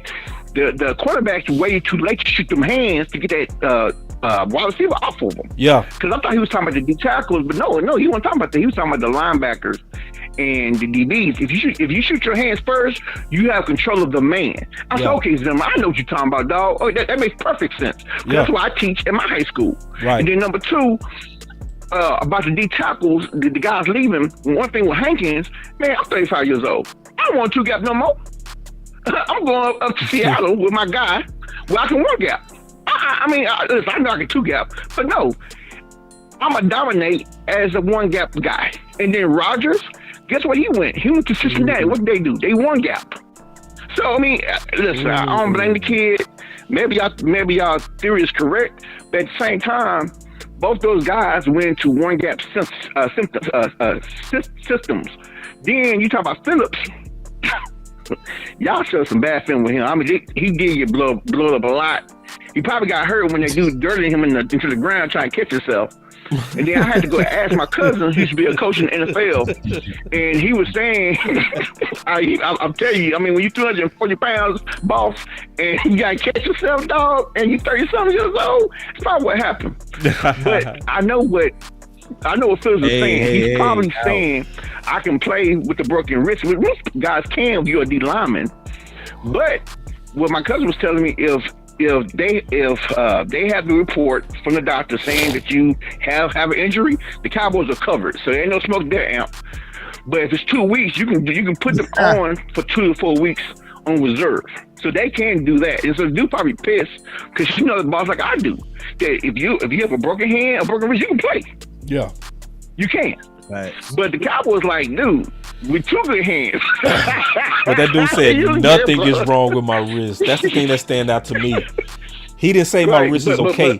He said nothing is wrong. If the medical report, says something different, like they covered. Yeah, I'm with you. Good counter. Good counter argument, man. You made some good counters. You made some good counters, man. Good counter arguments, man. And dude, and like this coming up week, I am a little worried because I'm not sure if Carson can have had enough reps to correct his mistakes of not disengaging. I'm not sure. And so if I'm Baltimore, I'm going right at Carson, just like in football, until you show me you can stop it. Until you show me you can disengage, I'm gonna keep running at you. And then one more thing, Parsons on that play that you showed where the tight end circled out, Parsons used the wrong technique. He went down, but the technique, boss, as a DN, I hope someone online is a DN as well, you're supposed to do the opposite shoulder at the top end. If he would did on the top shoulder of that tackle, he would have saw, because he would have been entertaining face, him circling out. But because he stayed flat, he was out. That was him. That was his bad on that technique. Right. So if you go back and look at that, he was too flat. And you know, playing defense, boss, that DN is supposed to be up the field a little bit more. Yeah. And squeezing. He didn't go up the field enough to squeeze. I know what play you talking about on that touchdown. Yes. Yeah. Yes. I know. He squeezed parallel, and that's a bad technique. He supposed to go up a little bit more, because he would have been right face to face with the tight end. Let me see if I know what that. He was I think I know what play. silhouette. Let me find that play. I'm looking for. And he was sorry. Then the last right thing, here. No, it I ain't love. this Go ahead. I love Zimmer. This dude went back to when you played. He went to a true 5-2. Boss, I said, you know what? That if anybody want to know if Zimmer's different than Dan Quinn, that's proof. And he didn't wait. He didn't know F this. I'm going to a 5-2. If y'all can't stop this running a 5-2 with this play right here, it could be a 4-3 under, but that's 4 defensive linemen. You including Parsons, that's 5. Right. Dude, that's an old school 5-2, dog. So, I mean, I love the fact that Zimmer said, you know what? You're not going to keep killing me. I'm going to go to a 5-2. I'll put 5 big boys. The conference has been unlocked. That gives me hope that we have a defense coordinator that's not going to wait till the next game. He's going to be in game to try to stop that run. That's all I got, boss. Appreciate it, Coach. Good counter arguments. It's open, Tyreek. Hurry up, man. Yeah, it's open. Coach Marl. Hey, brother. What's going on, Coach? I'm finna conflict the whole idea about the run game. And I need y'all to follow with me on this, boss. Hold on real quick, Coach. If y'all can follow with me. Give me 1 second, Coach, before you go. Tyreek, go ahead and call in, bro. All right. Yeah, he finally got on in here. Don't mess up. The conference has been locked. Because 2 more people jumped in, dog. Oh, they slid in the back door. I ain't mad at you, though. Magic City, he jumped in, and DJ from Dallas jumped in. I ain't mad at y'all. I got y'all locked in. Yeah, they snuck in, though. Them boy. Go ahead, Coach. We quiet now. It's all you, Coach. And I'm finna tell you again, and as I've said before, that this season is all between the ear holes, and of the helmet, and our mindset, and who we are mindset wise, right? I'm finna debunk to say that the running game did not kill us at all in that game. If y'all go to the drive summary when we got down 21 points, right? The first drive, please follow me on this. First drive, they come out and ran the ball. They got 1 yard for Kamara. The second play, they ran Rashid. They got 7 yards. Then they got a 17-yard pass. Then they came back and ran for 2 yards on a run play. Then the next time they come out, they got a 9-yard pass. Then they got a 39-yard pass. Ooh. And then they ran 5 yards. But soon as we got the 39-yard pass, our head dropped. Everything went out of us. The next play, he ran for 5 yards for a touchdown. That's the first time. We down 7-0. Okay? Hold on, Coach. We come back to second drive. Hold on, Coach. Hold on real quick.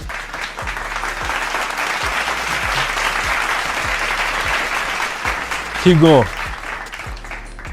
Second possession. We come out the second touchdown they got. Oh, we don't even have to worry about that. First play, 70 yards down the middle of the field. Touchdown. Not a running play in that possession at all. We down 14, now it's 14-3. Now our head is really dropping, right? We say, well, they start running the third possession. No, they didn't.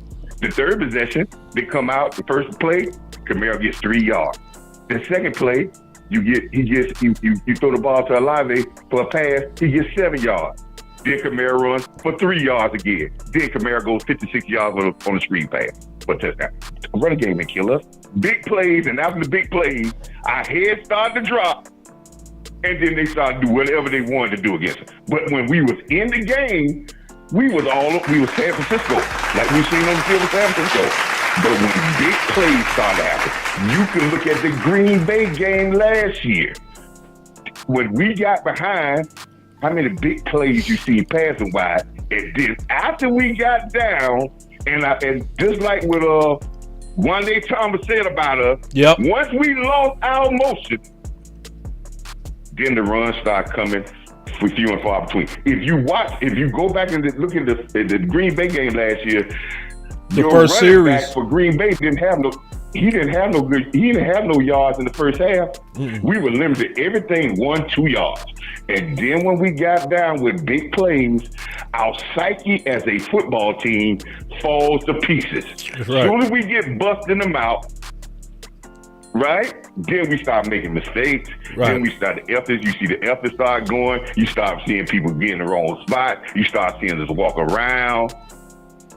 I'm not lying. Is it between the ears? Till we got down by 28 points, they wouldn't run the ball. They didn't have a run over 10 yards until we got down 21-3.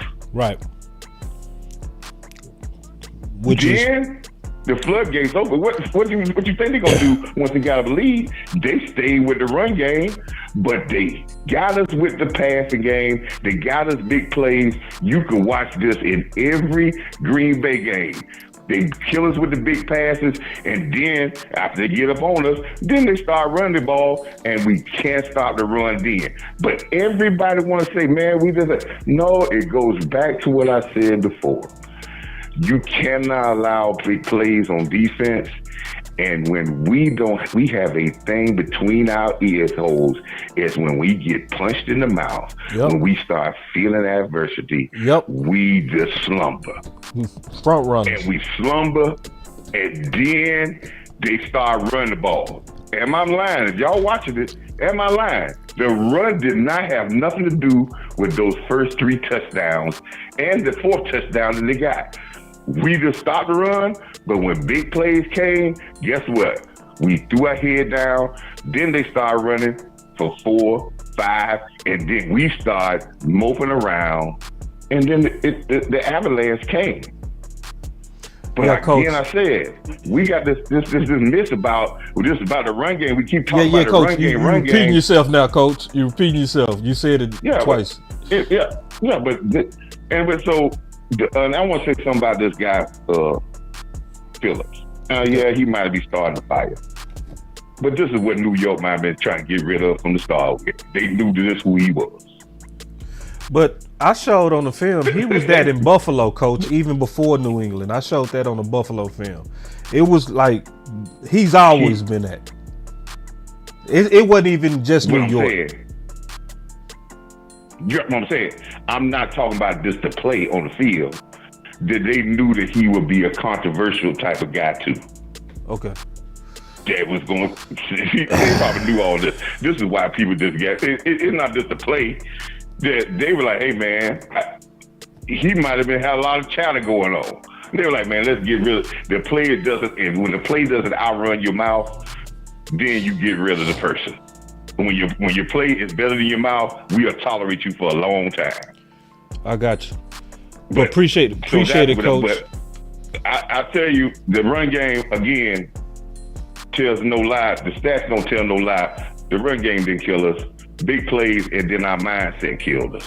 Got it, Coach, and that's a very, very good insight. I appreciate it. All right, brother. All right, that was Coach Marv, man, and he really brought that home. Did you have something on that out before we get to the next calls? We got 4. I'm gonna push back slightly, and I'm gonna say that it was the run game, but I'm gonna say it was the commitment to run game that kept us honest and that allowed them to have those opportunities. Because what they rushed for 190, they had 88 at half. They were averaging 5.9 a carry. So the run game was detrimental to a point. I mean, like, you don't want to be almost at $1 at halftime, but I do agree with Coach. It was big plays, absolutely, pass or run, that really gashed us and got us down to where we were reeling. All right, take some more calls, man. DJ from Dallas, you live. Boss, what's up, man? You know I had to sneak in on the back end, man. Oh, what's up? What's up with it, D? I can't call it. So it's just appreciation call, man. I just want to say salute to you and Amp. You know, every time you go live, man, like I said, I got my notebook, my pen, taking notes. You know, you make a lot of great points, and you know, we be learning a lot, man. So, like I said, I just want to say big up to you, salute to you, Amp, too. You know what I'm saying? And, you know, just appreciate your call, man. I ain't called in a minute, so just wanted to tap in right quick. So I ain't gonna take too much time. Nah, man, that's the fire call, man. I greatly appreciate that, DJ. All right, now. And I really do. I really do. My boy said he got a pen and paper, bro. I appreciate that. Because we put in work, bro. Like, you know, bro, I had to pull every one of these run plays, bro. Work. That's work. Like, and you got to look at each one. You got to analyze each one, bro. And look at multiple positions. Just to make sure you're looking at it one time. Right. You're going to focus on line. Okay, now I'm going to focus on LBs. Now I'm focusing on corners. Your eyes cannot watch all the positions effectively one time.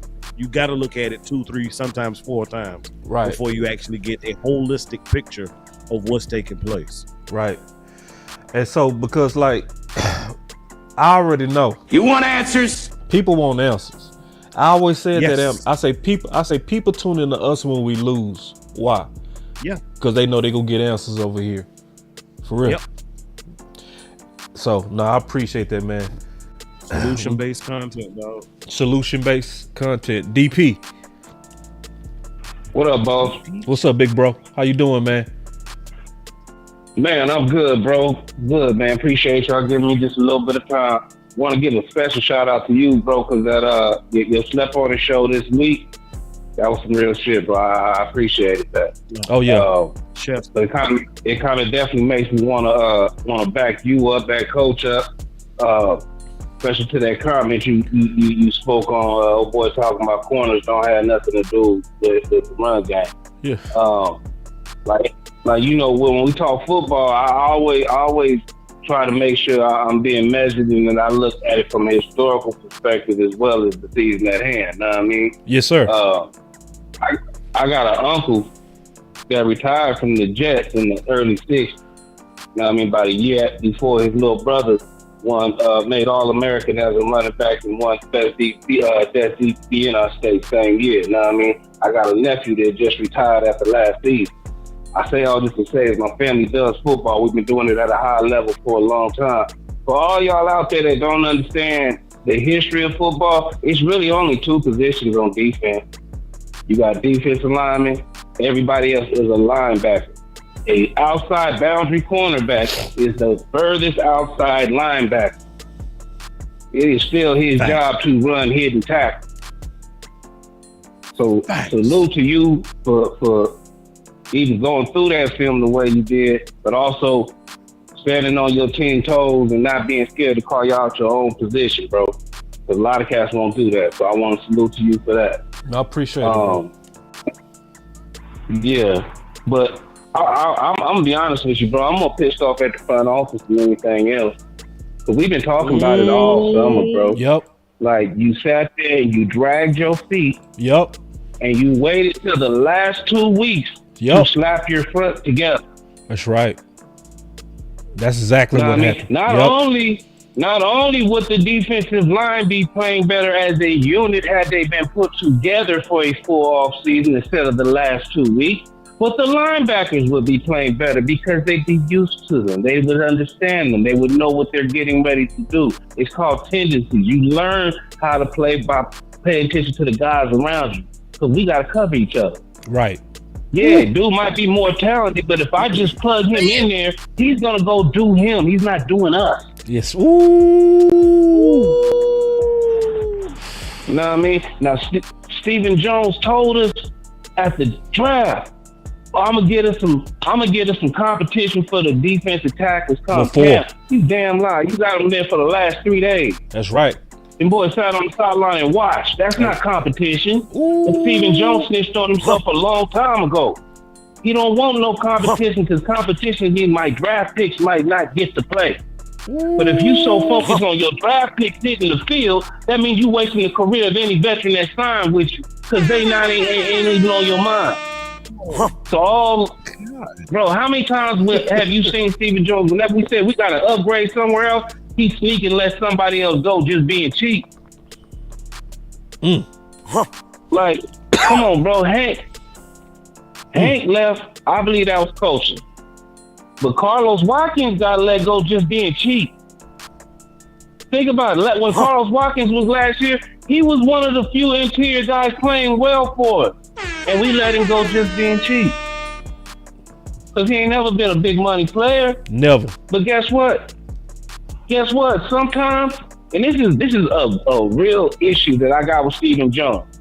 I don't care if your defensive tackle has the ability, capability, whatever you want to say, to maybe get you 8 sacks if that dude ain't going to stop the run. Because they ain't going to drop back and throw the ball if they can just run. Right. It's the safer play. I can hand it to this dude and let him run up the middle and get 5 to 10 yards. Why would I drop back and throw it? But how long have we been ignoring the run game on defense? How long have we quietly been getting cheap and cheap on the defensive line? It came back and bit us, bro. This is all on the front office. Everything that went wrong in that game, I can point to a decision Stephen Jones made in the last 18 months, bro. Man. Real shit. But I want to say shout out to you and Amp, though, know what I mean? I really wish I can understand, like, maybe I called y'all at halftime, and I was the one that was talking about maybe they should switch to a robber. And there was a point in the third quarter, and I almost thought they was getting ready to do it. But when I took my double take and looked back, why is Hooker playing in the slot and we got Dono deep? That was goofy as hell. That made no sense to me. The dude that got beat, we're going to tell him to go stand in the middle on the roof by himself. Why would you do that? Why would you do that? Oh, because Zimmer got told to just stand there and call the defense, but we going to control the personnel because we know our team. Only way that makes sense, bro, because just like Mike McCarthy sat there and let Kellen Moore fuck it up for a year, Zimmer had to do the same thing this week. Y'all want some bullshit or fuck it, I'll stand right here. Go ahead. I smell that too. That's just how I see it, boss. Nah, I smell that. Everything you cooked up, I smell it. Fantastic call, DP. Fantastic call, man, as always. But to be honest, this is one of your best. I ain't gonna lie to you. This is one of your best. Y'all clap it up for DP, man. Dope call, bro. Dope call. All right, bro. Y'all be good out there. Cowboys Nation, keep your head up, man. Y'all know don't nobody bounce back like a Cowboy. Come on. Oh, yeah. Jump back on that horse. Oh, yeah. Let's go. Absolute bounce back. I'm counting on it. We got Magic City and then we got Tariq. Before you go Magic, Amp, did you have anything on that?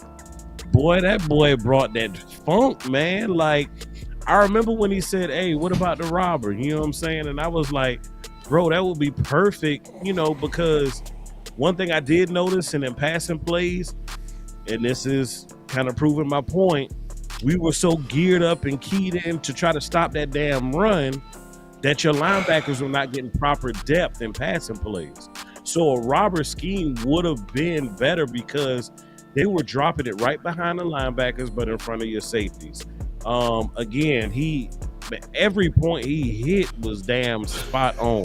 That was superb. Like, there's nothing else to say. Like, give the benediction churches out. Oh, man. That boy Montana is going crazy, man. Let him go, Montana. Let him go. God, the boy Montana is going crazy on that Saints fan. Oh, my. Oh, my. Oh, my. Montana, ease up on the punches, bro. God damn. Magic City, you live. What up, boss? What's up with it, man? What's up, man? I'm chilling on it. How you doing? I saw you. I'm good. I seen your show last night. You made good sense. The corporate Cowboys. We the corporate Cowboys. That's why we get our butt kicked. I got a few things to say. My boy, the big nose talker didn't want to stay, y'all, because when I was at the camp, and I was talking loud, and I said, "Hey, big man from Big Rogers is the best D tackle out here." He was better than all our D tackles. Now I know we wanted a big veteran, but some of the veterans don't play with that heart. Yeah. They just want some money. Yeah. And they lazy. Yeah. That big boy, he got pissed. Why he didn't sign, Cowboy fans? I'm gonna tell you why he signed. He said, one of my friends told me he didn't sign back with the Cowboys because he was pissed off because there was favoritism. He said he was better than Mozzie, which he was. He was better than all the D tackles, and he knew he was supposed to start, which I told you he should have started. They could not move him. They couldn't move him in none of the games. I was hearing that. Magic. I was hearing that though. Magic. I ain't see it with my own eyes, but I was definitely hearing that. I saw it. Yeah. He was the best D tackle, and you go watch the tape, go watch the preseason tape. Number 96 couldn't get moved. I said, damn, we got one. The Cowboys did it again. Favoritism. Bring them old ass, fat, sloppy, old, don't want to play, just want money, no heart. Now the guy you just got, he might play, but he'd have been good. The guy you just got with Carson. I mean with my boy Roger. The guy you got now, that was on the Redskin practice squad, he played with heart too. You put them together with number 97, you might have something. But I'm gonna tell y'all, Mozzie is a bust. He do not want to play. I'm gonna tell you, he don't want to play, y'all. I'm gonna be honest. He's gone. He's a bust. So I'm not even worried about him. It's a waste of time. You can tell how he moved. Hey, he called me off guard. The first comment he said, "Yeah, I don't like playing football." Oh, red flag. When we signed him, he said he don't like playing football. I said, oh shit, we're in trouble. Damn, they got us. So we lost there.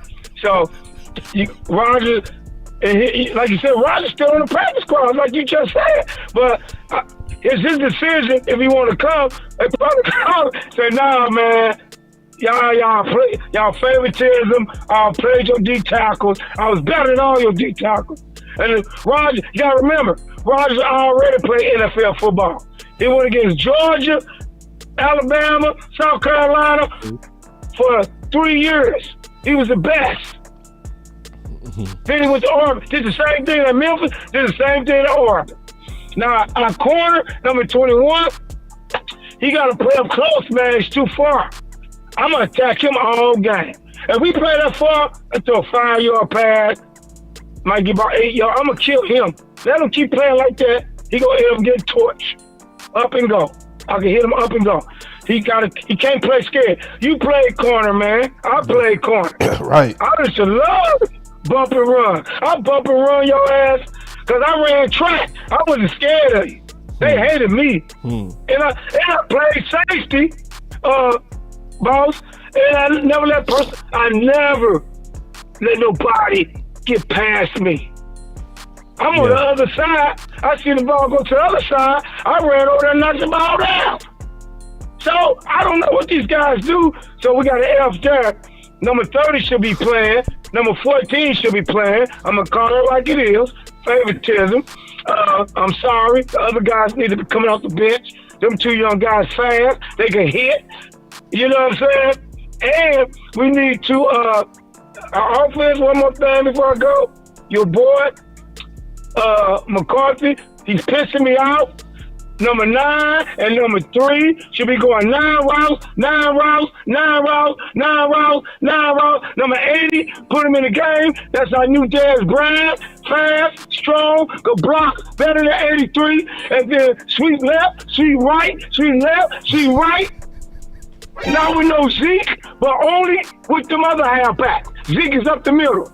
Come on, McCarthy. Get your head out of your ass. That's all I gotta say. All right, man. Good boss. Love you. Much love, Magic City, man. All right, I'm gonna call one more person, man. All right, man. That was Magic City. Take it easy, Magic, man. God, thank you, bob. All right, G. Boy, that boy need to take a trip into Magic City. He got some pressure he need to release. Whoa. Let me call my partner real quick, man. We'll call my partner. He said he got something to say. He don't usually do this. One more, Amp. One more. I'm gonna call my partner real quick. Yeah.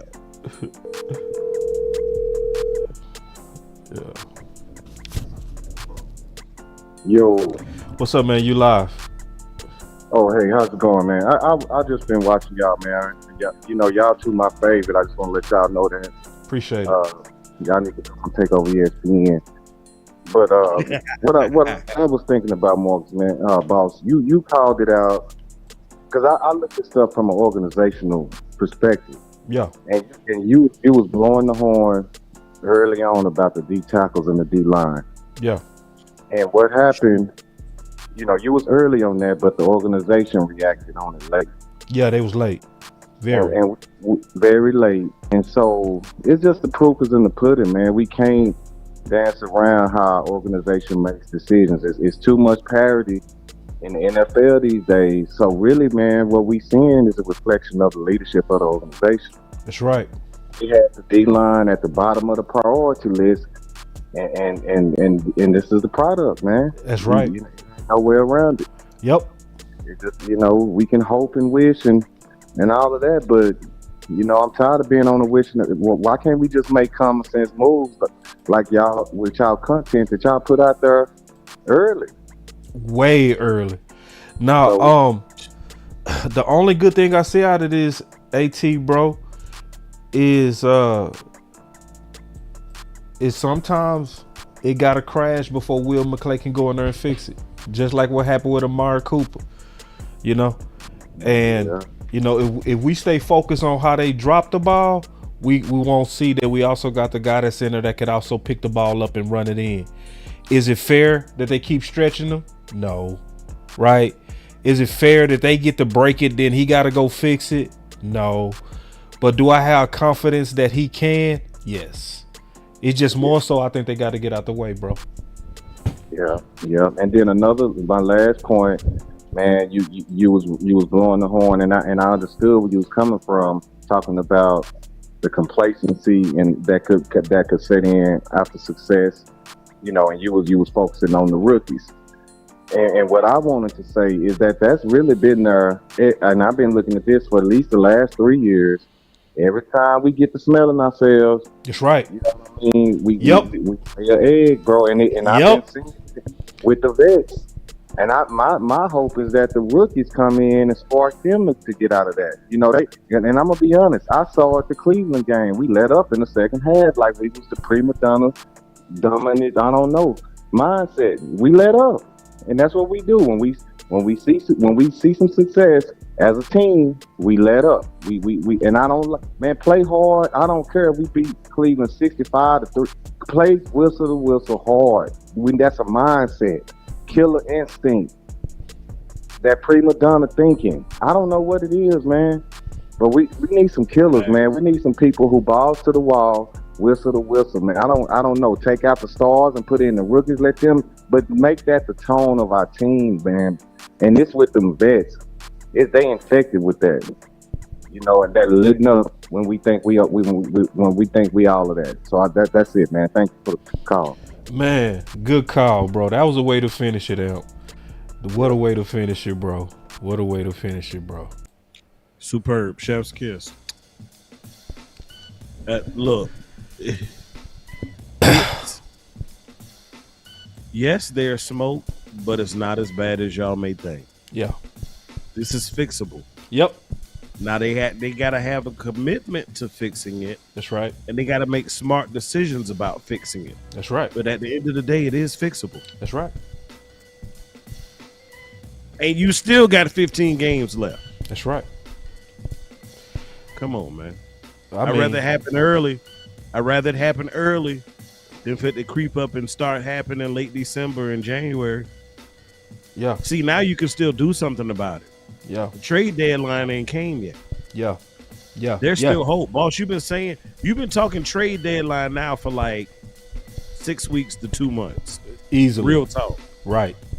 You've been saying that, but what the Cowboys got to stop doing, see, anybody who's ever taken a college course or advanced high school level courses, at the beginning of the semester, that teacher, that professor gives you what is known as a syllabus. And you have all the assignments known way in advance. If you so please, you can go ahead and do so early. Guess what? At the conclusion of last season, once the NFL dropped the schedule, we knew what our syllabus was. The problem is the Cowboys waited until the day of the assignment was due, waited till we got in class.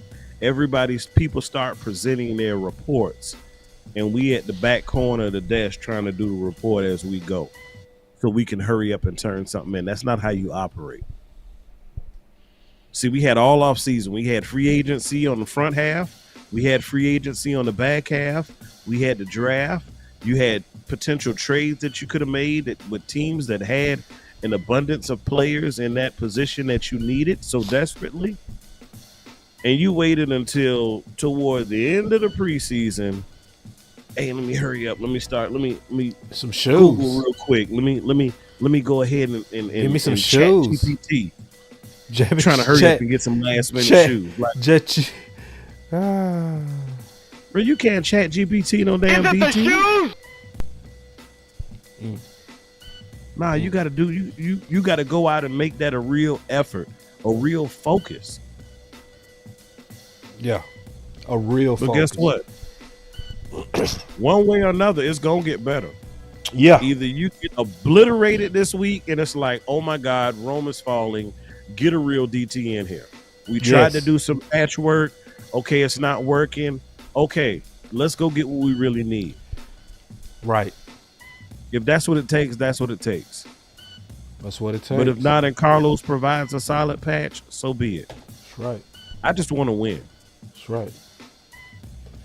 So let me get my final words before you get that dope outro you be giving. Yeah. It's never easy to tell the truth. It's not easy.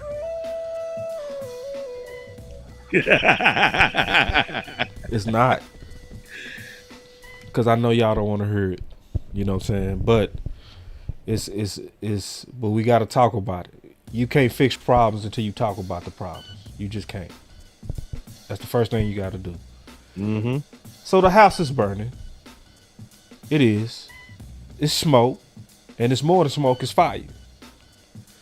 But but we putting the fire out. That's what we come in here to do. Because the first thing you got to do is expose it. Now we got to work together on this. All of us got to work together on this. If I said that your voice matter, I mean it. So since all of us talking about DT, why won't we unify around some DTs that we know without a shadow of a doubt is more than enough? See, while we putting pressure on front office and they, pulling some shut up signs, we got Carlos Watkins. That's cool. And Carlos Watkins is hard to move him. I'm going to give him his credit on that. But you ain't going to get too much more than that. So let's keep the pressure up, man. Because it was the pressure of receiver by committee that forced in Amari Cooper. And acquisitions is not officially closed until the trade deadline. Something can be done. That's my final word. So, as Boss so eloquently created, the title of this live stream is The House is Burning. So, I actually had a situation in the home I'm in now. We've only been here 4 years, brand new home. One time I was doing too much and I was outside. I was grilling and I was cooking inside at the same. I was grilling and tried to fry chicken at the same time, y'all. Wrong move. And guess what? the stove started to catch on fire. Or the pan at least was on fire. Grease fired that. Super dangerous, super hot. So guess what? When the fire starts, once it's ignited and it has a constant fuel source, you can't walk to go grab something to attempt to put it out. You got to run. You got to move quickly. The Dallas Cowboys organization needs to move swiftly. This is not something you need to let linger, because if you let it linger too long, guess what? It's going to burn the whole house. It's going to burn the damn house down. Yep. You let these opposing offensive linemen get up on your linebacking core too much, guess what? You're going to be looking at a depleted linebacking core. Ooh, they're not built to take on them damn blocks like that, game after game after game, run after run after run. No, you need to move swiftly. And whatever individual is on this squad who needs not be here, their asses need to find the exit swiftly. That's why you go inside of every building. What do they have? They have what is known as a fire escape plan. In case of emergency, do this. Go here. Your Dallas Cowboys need an in case of fire plan. And if they don't have one, they need to get one ASAP. But it's okay, because I know we've been focusing on the run, y'all, but it's very simple. Yeah. 6 things will fix your run game. Coach Marv and all the other individuals who called in talked about it at different points. The first thing, you got to maintain gap integrity. The second thing, you must set the edge. The third thing is you need to get some penetration of some type. The fourth thing is your linebackers have to read right. They have to read right. No guessing. The fifth thing, technique is a must, and that's across the board for every position. You out of technique, they're going to treat you like a freak. And the sixth thing, secondary support. Your safeties and your cornerbacks, at the end of the day, not only do those corners have to set that edge, as Ball said, they got to be able to provide that run support. That's right. Especially if the play breaks to the outside. That's right. And they need to be aggressive, and they need to come up, and they need to be ready to tackle. That's right. Those 6 things fix your run game woes right now. It might not make you the best run stopping team in the league, but you don't put up the performance you did last week. But guess what? It's week 3. We have 15 games left to play. The season itself is an evolution. You always have an opportunity to get better. That's right. And as I always tell y'all, good, better, best, never let it rest until your good becomes your better and your better becomes your best. Dallas Cowboys, this is a test. But until next time, Cowboys Nation, y'all be blessed.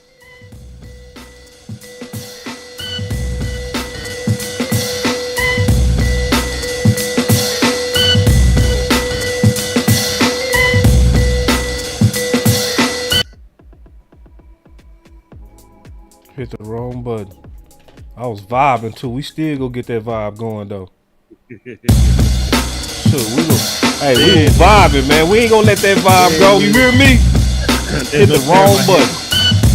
There's no snare in my headphones. Man.